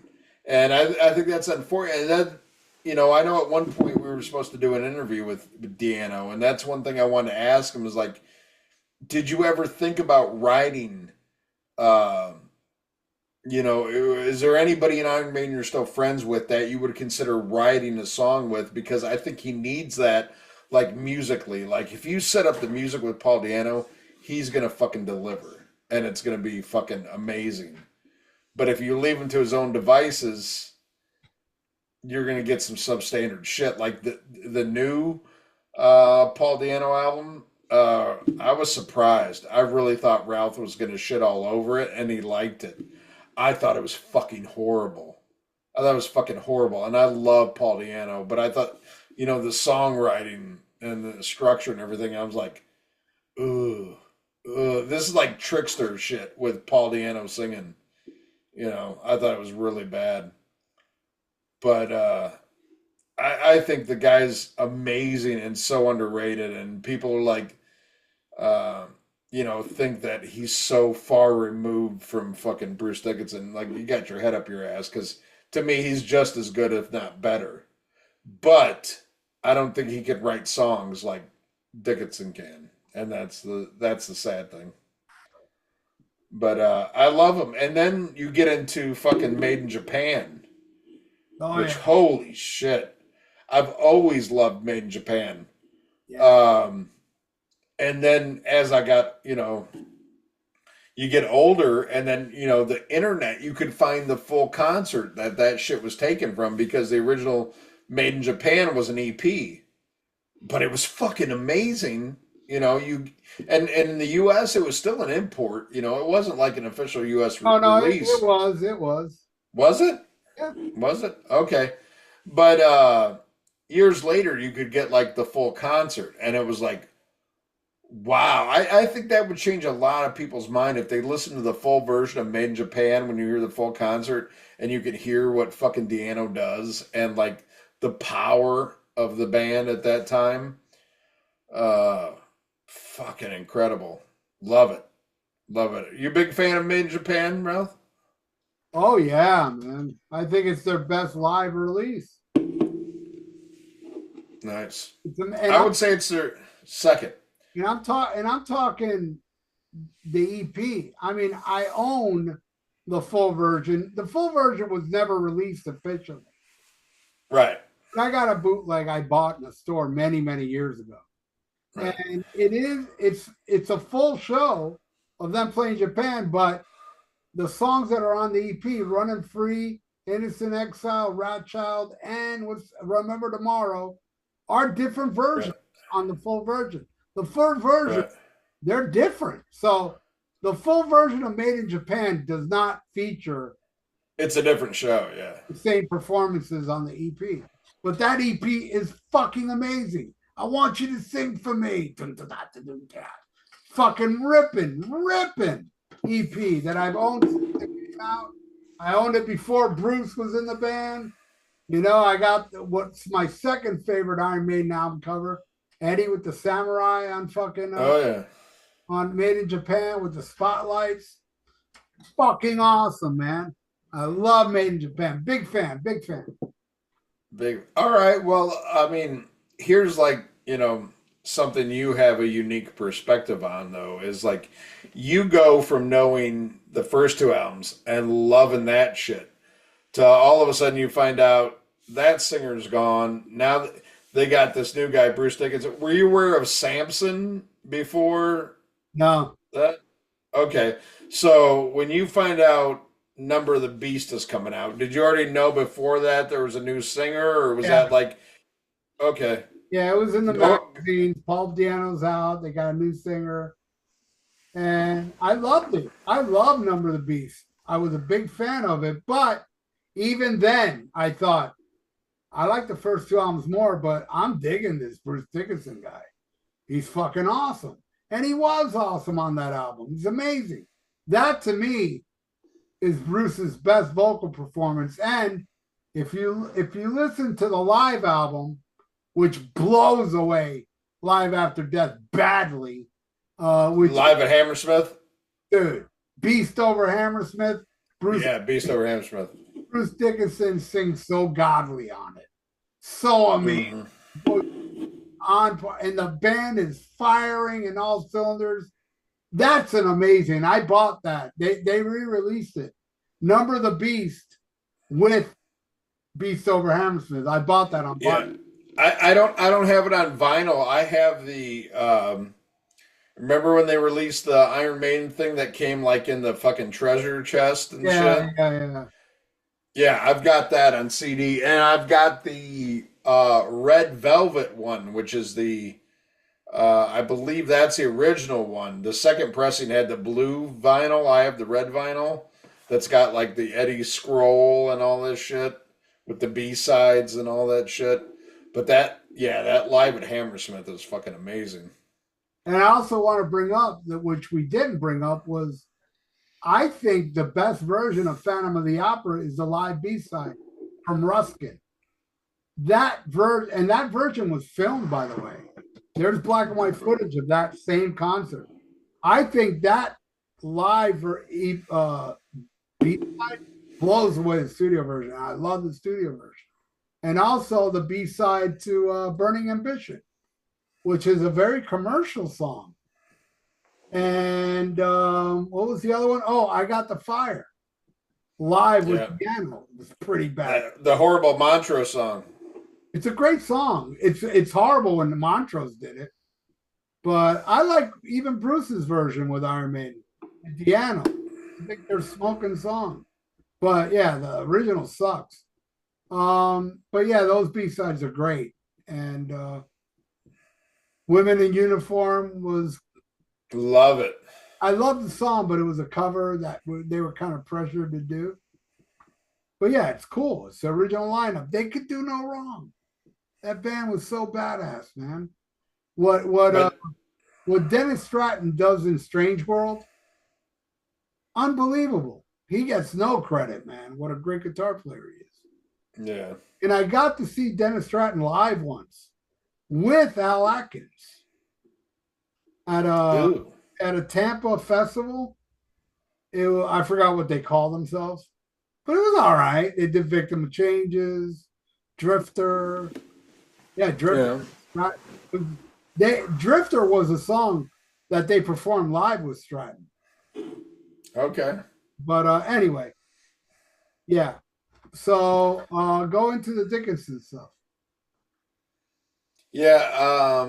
So again, we're still a couple years from me discovering Maiden, but when I go back and listen to Number of the Beast, I love it. I love it. It's one of the ones though, like I go to the least.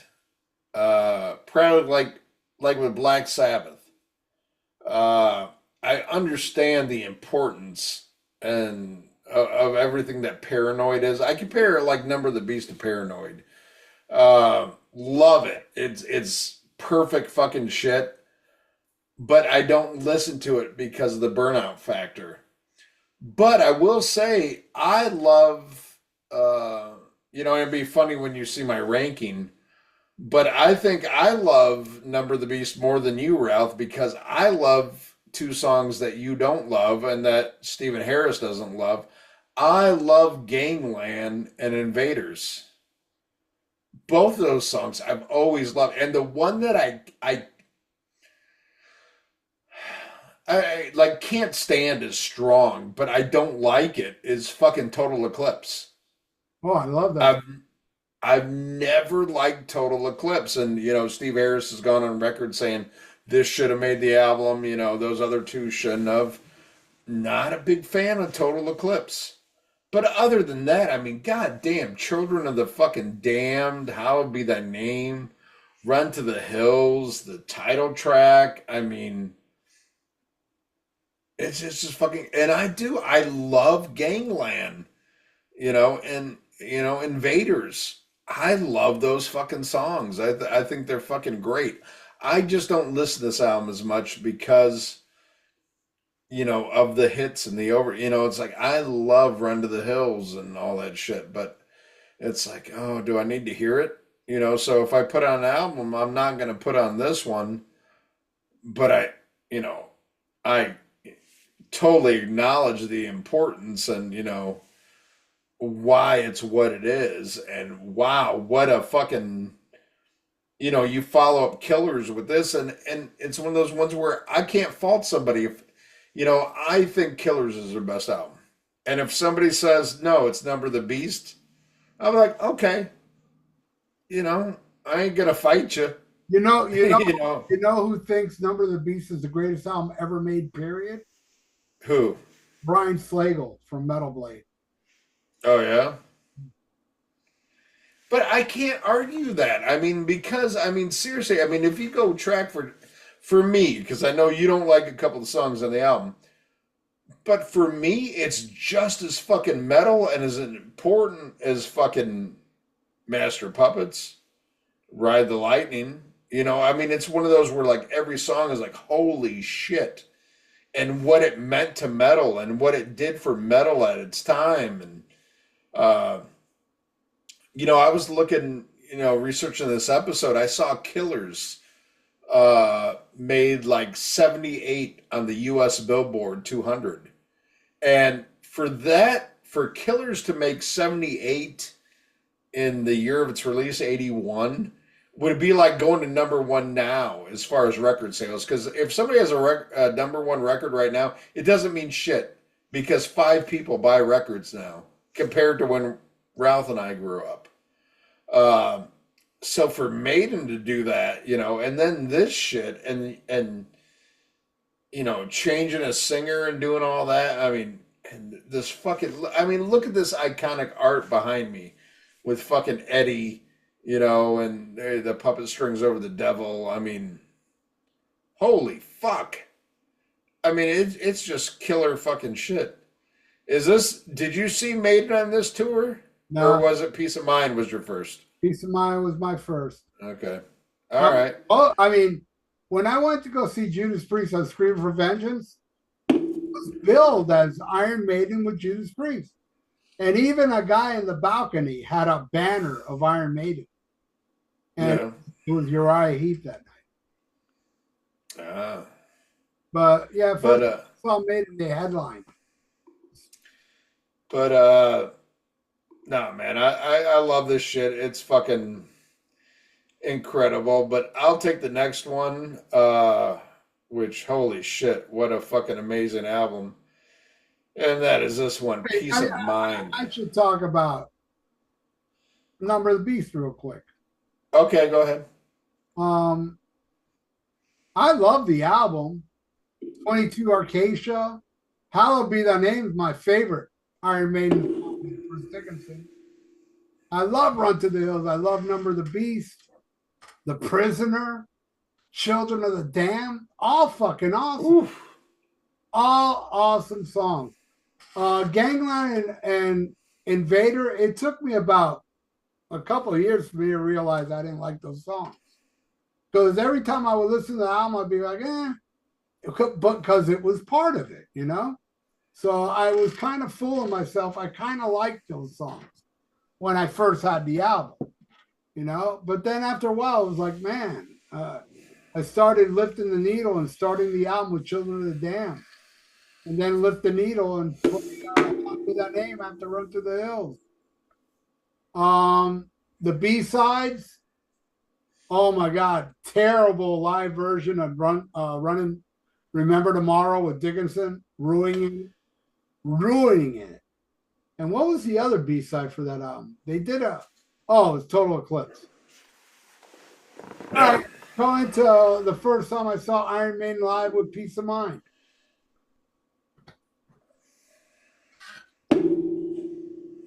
Go, talk about Peace of Mind, boy. Oh, okay. Peace of Mind was the second Iron Maiden album I got into after Somewhere in Time.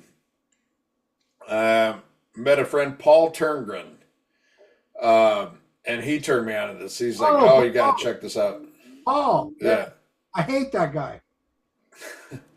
But, I talked about it before, like, when I first started getting into hard rock and heavy metal, and it was mostly like hard rock, like fucking Kiss and fucking Cinderella and shit like that. I remember, a friend telling me, and I told the story before, he's like, "Oh, you're getting into all that devil worship shit." I'm like, "Oh, don't worry, I'm not listening to Iron Maiden, because there was this kid in town, he lived in a fucking trailer, on the wrong side of the tracks. And he had an Iron Maiden poster when I was like in fucking fourth grade. And I was like, oh my God, that's some devil worship shit. I'm like, I'd never listened to that because I was listening to like breakdance music and shit. But, I got into Maiden with Somewhere in Time. And then I met this guy, Paul. And he's like, you got to check out Peace of Mind. And I was like, holy fuck. I fell in love with Somewhere in Time. But when I heard Peace of Mind, I was like, wow, this is fucking amazing. And it was so different from everything I was listening to because it was way different than like fucking Kiss and Cinderella and Dokken and all this other, and Ozzy solo shit. It was way heavier and way cooler and, just hearing songs like Revelations and Tame a Land and fucking Where Eagles Dare and fuck all this shit. It was like, wow, what a fucking great band, and that was kind of like, Somewhere in Time was like, breaking my cherry. But then getting into this, I got into this where most people were like, would go back to Number of the Beast. No, I went from Somewhere in Time to Peace of Mind.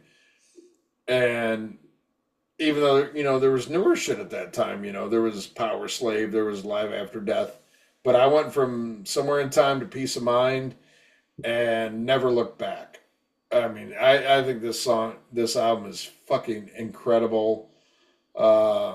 This is my Maiden, and I'll probably get into it, in more detail later in the episode. But, I'm getting ready to go see Maiden on Wednesday. We're recording this on Sunday. And they're doing Somewhere in Time and the new album Shitsitsu. And once again, I loaded it onto my phone. I was like, let me try to force myself into it. Maybe there'll be something about this I'll get now. I'm like, even Ralph likes some songs. So I'm like, maybe I'll catch. No. Every fucking song on Shitsitsu sucks fucking donkey dick. There is not one good song on that fucking album. And there hasn't been one for a long time on a fucking Iron Maiden album, in my opinion. But, I go back and I listen to this shit and it's like every reason that I love this band. And it's weird because I can't think of too many other bands that I'm so passionate about a certain era of their band, of a band, and then I'm just like, nope, I'm done. I don't think it's quite as extreme as like, Van Halen, Van Hagar, but there's like this Iron Maiden catalog that I am totally in love with, and then I could give two fucks less. And it gets worse and worse with every new Iron Maiden release. I just get further removed. But then again, I'm a fucking mark, so I paid like $120 to go see him play 6 songs I care about. So, but Peace of Mind, Revelations, fucking To Tame a Land, you know, Sun and Steel, fucking Where Eagles Dare. I love all this shit. What do you think about this? What did you think about this one after Number of the Beast? Were you happy? Were you let down? What'd you think? I was ecstatic. I love this album. And I still love the fuck out of this album. But I don't like Revelation. That's my only problem with this album. Yeah, that surprises me, man. I used to like it back when it was new, but now it's kind of like Die With Your Boots On could have been shaved a little. Oh, You know, if you love Die With Your Boots On. I love the song, but I think it goes on a little too long. I used to hate Quest for Fire. I love Quest for Fire now. Love it. That song smokes. Yeah, it's stupid. In the time when the dinosaurs walked the earth, you know, that's dumber than fucking Manowar. I'm sorry, but I still loved it. And my favorite part of Quest for Fire is the solo. It's ripping, and what's going on under it is so metal, it's sickening. And it wasn't until one day I was driving to work and that song came on my shuffle, and I was like, let it run. You know, usually I'll skip it. Let me hear this song. So let me hear this stupid ass Maiden song. And I'm like, fuck, this song rules. Then the amazing deep track, Sun and Steel. Always love it. I always love Fly to Icarus. Fucking amazing. An amazing song. Their American hit, which is funny. You know?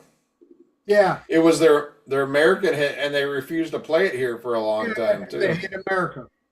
They do hate America. Yeah, you're going to go see a band that's going to show you how much they hate America. Anyway. Yeah, you're right about that. And then To Tame a Land. I mean, I am so lucky I got to see them play that song. Oh, that's amazing. On the Peace of Mind tour. I'll never forget the vision of them starting the song. The whole stage is dry ice. It was so cool. See, like how people are like freaking out now about them playing Alexander the Great. As much as I want to see Alexander the Great, I would rather see To Tame a Land. I'm like, holy fuck. Yeah. I love Alexander the Great, but To Tame a Land is better. Yeah. And my favorite, the popular one, The Trooper. That's my favorite song off the album. It's a cross between that and Where Eagles Dare. Because that part in Eagles Dare, one of the baddest shit Iron Maiden ever did, that middle section. And I love Nico. And an interesting thing about Nico is that you and I think Clive Burr's the better drummer. And so did Bruce Dickinson. But Will Carroll, who's an awesome drummer, thinks Nico's better. Alex Marquez, who's an awesome drummer, thought Nico was better. So Nico's better to drummers. But not to us. Gay drummers. Not to us slack jaw faggots. But fucking awesome. I absolutely love Peace of Mind. I saw the tour. They had an off night, unfortunately. I went to that show so hyped to finally see Iron Maiden. You know, and I was very close. I took who were they playing with? Quiet Riot, and they were better. Wow. Quiet Riot played a better show. But that was the time where all planets were aligned for Quiet Riot. It was their time. So they were just phenomenal. Maiden, and it wasn't a bad show. Like I said, The Tame a Land was probably the highlight of the whole night. But it wasn't mind-blowing. And before we go into Power Slave, I got to bring this up. And I've told this story before. I saw Twisted Sister before I saw Twisted Sister open for Iron Maiden on the Power Slave tour. I saw them headline Sunrise. And they were, at that time, it was Van Halen and Twisted Sister, the two greatest live bands I ever saw in my life. And I still put Twisted Sister really high and one of the greatest live bands I ever saw.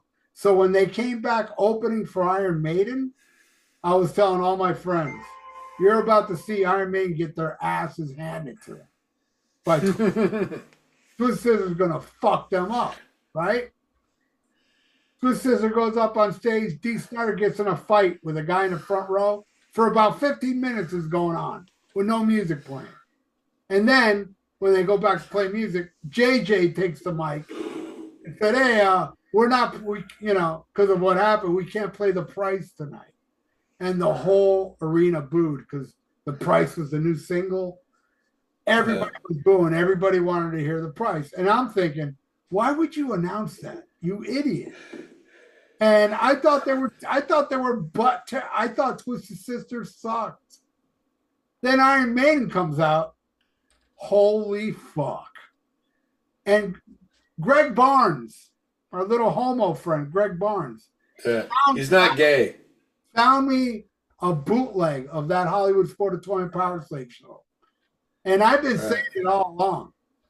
Bruce Dickinson sounded way more better at the show I saw than Live After Death. When Greg sent me that tape, my memory was correct. He sounded great. And Iron Maiden blew my fucking mind. Best time I ever saw Iron Maiden. Totally demolished Twisted Sister badly. That night, Iron Maiden did not have an off night. They were fucking amazing. Best time I ever saw Iron Maiden. But I'll get into Power Slave. I'll talk about Power Slave after Ian, though. All right. Well, hold on. Let me. You got to change your little graphic there. Yeah, I got to change my little background. I'm drunk, so I'm a little. I remember back in the day, I was not a fan of Eddie getting his head shaved. Do I? I thought okay. Whoops. All right. There you go. Power Slave. God damn. Where do I start? To me, the peak of Iron Maiden. This was it was never any better than this. Again, I'm going back in time because I get into them, the studio album before this, and this was huge for them. The Live After Death was huge for them. I come to them with Somewhere in Time. But I go back and I get this, and this was one that, I went from Somewhere in Time to Peace of Mind. I'm listening to the other stuff, and I like this, but it didn't get me to years later how perfect this is. There is no bad song on this album. It is fucking phenomenal. Phenomenal. Jesus Christ. And this was back in the day when, Iron Maiden would have the one song on the album that was like the 6 or 7 minute plus song. That was the epic. And on here they had two, the title track and Rhyme and the Ancient Mariner. God damn. But I mean, you got Aces High, 2 Minutes to Midnight, but you also had Flash the Blade and what's the instrumental? Lost for Words, Back in the Village. I fucking love all this shit.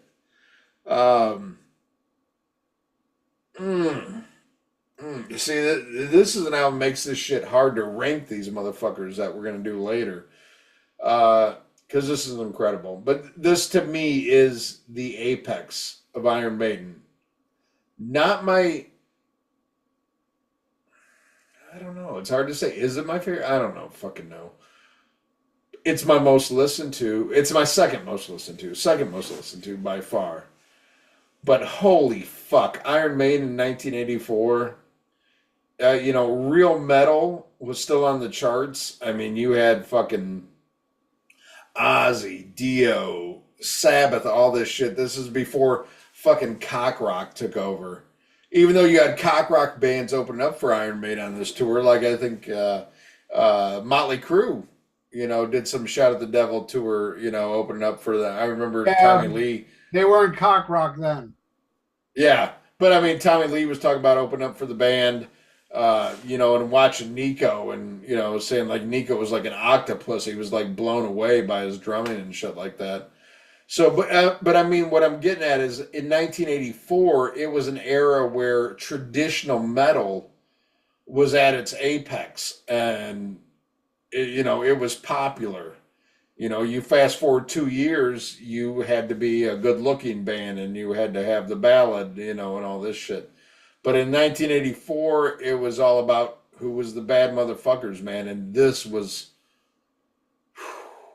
if I could go back and see any fucking tour, uh, you know, I've thought about this a lot, and there's a lot of like amazing tours that I wish I could have seen, you know, and wish I was, you know, older and would have got a chance to. But I would say probably number one on my list would be Power Slave. I mean, just amazing. And when I got into this band, you know, after Somewhere in Time and, you know, Peace of Mind and all this shit, the hours and the days that me and my friends would sit there and watch the Live After Death VHS tape just over and over, you know, and I get all that, you know, and it's funny. I never noticed it for years, you know, till Ralph brought it up. Really, I never noticed like how off Bruce's vocals are on some tracks, but it doesn't matter. Doesn't fucking matter. Every time I listen to that album or I watch that video, it's just the magic of taking me back to being in junior high and watching Iron Maiden over and fucking over. And that was a big deal. Like back then, you know, to buy a VHS tape was even, you know, it was expensive. It was a lot of money, you know. But it was just ungodly. I mean, this band was like, holy fuck. As much as we loved Kiss, like, you know, in my group, like Kiss was the big thing. But goddamn, you watch the fucking, you know, what's a cooler home video? Animalized Live or Live After Death? Live After Death. Animalized Live is fucking beyond pathetic. Oh no, but at the time we thought it was cool. No, I ain't gonna lie. You did. Yeah, no. Not me. Stupid ass young kids like you. Oh no, yeah, but dude, I was like fucking 12. But Okay. You know, and I honestly, and I know you'll deny it, but I don't care. It's the truth. The God's honest truth. The only reason you like Live After Death is because that album cover was just too badass. And that album cover taints people's perception of this album. You know? Here, I'll disagree with you. I'll agree on one point, I'll disagree with another point. It was the coolest album cover, but to me, the home video meant everything because that is something that me and my friends would sit there and watch together. Yeah, the whole video's cover was the album cover. No, but it was watching it and it was seeing the background and everything and stuff. It was, oh yeah, you know, hey, I saw it. I saw it live. Yeah, and I saw it with Bruce Dickinson sounding great. Yeah, no, but it was timeline though. But it was so different. Like, okay, you watch, you know, you watch Animalize. Okay, you got the Kiss songs, but it's not much of a stage show. You know, you got them dressed in like fucking animal prints.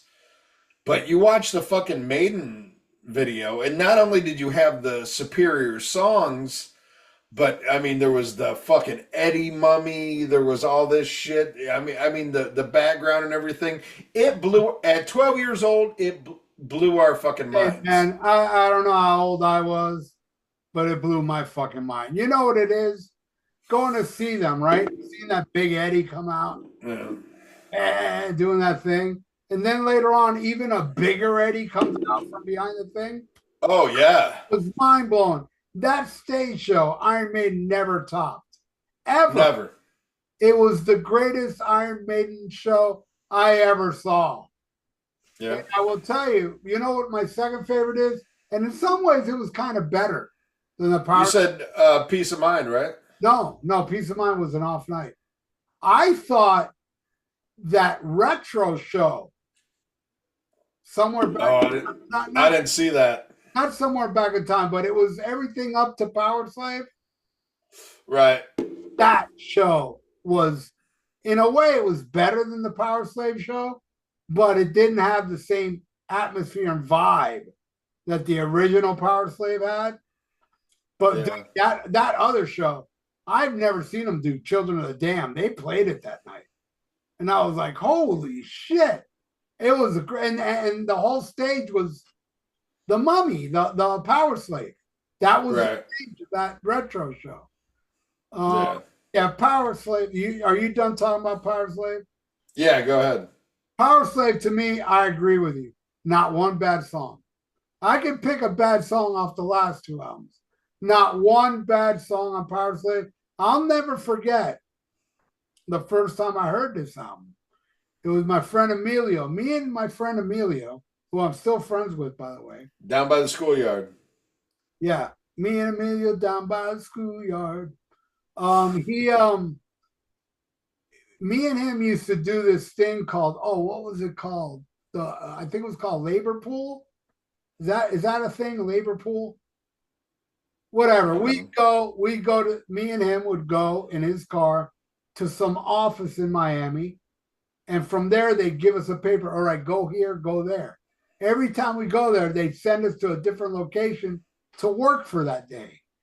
And the day that he played me that Iron Maiden Power Slave album was the day that me and him worked in a soda manufacturer where we had to grab like 2 liter Coke by our hand and put it in boxes.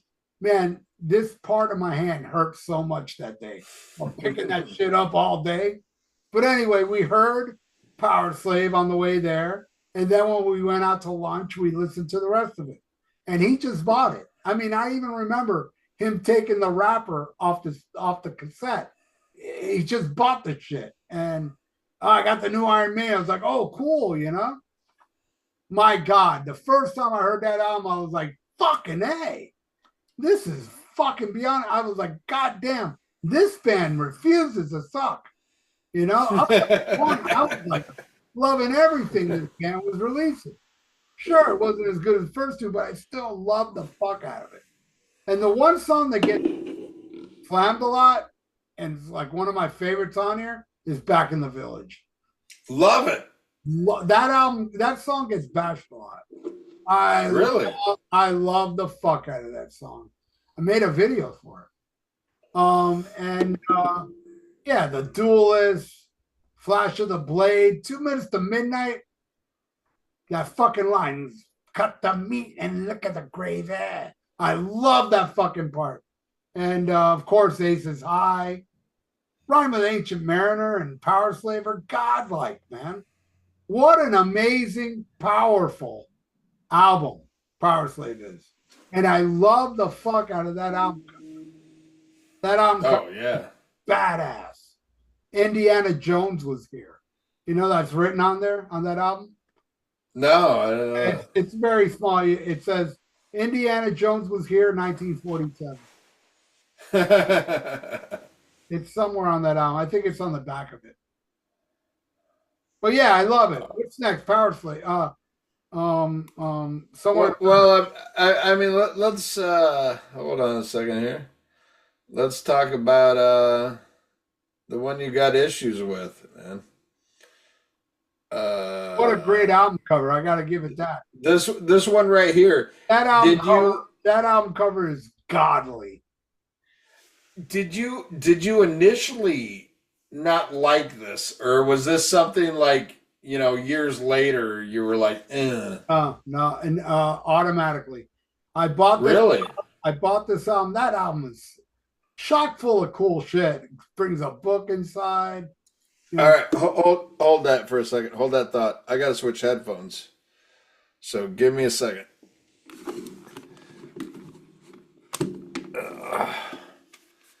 You know why he's got to switch headphones? Because we've been going on for so long. Hold on. Because he's gay. And he likes he's got to change his headphones because he likes Live After Death. His headphones are pissed at him for liking this. Yeah, cool. You hear me? No, he doesn't hear me yet. Homo. Look at that homo. What a homo. doesn't know how to make hear my voice. Look at him. Look how confused he is. It's like the first time he ever saw a vagina. It's like, well, what do I do here? How does this work? I'm not used to vagina. I like that big veiny black cock that I sucked a lot when I was younger. Ian now identifies as a woman. Right, Ian? He still can't hear me. Well, I might as well talk about this shitty album. That album cover is so badass. It hypnotizes people to think, oh yeah, it's a great live Iron Maiden album because look at that cover. Ian's in that boat. All of you that like this album are in that boat.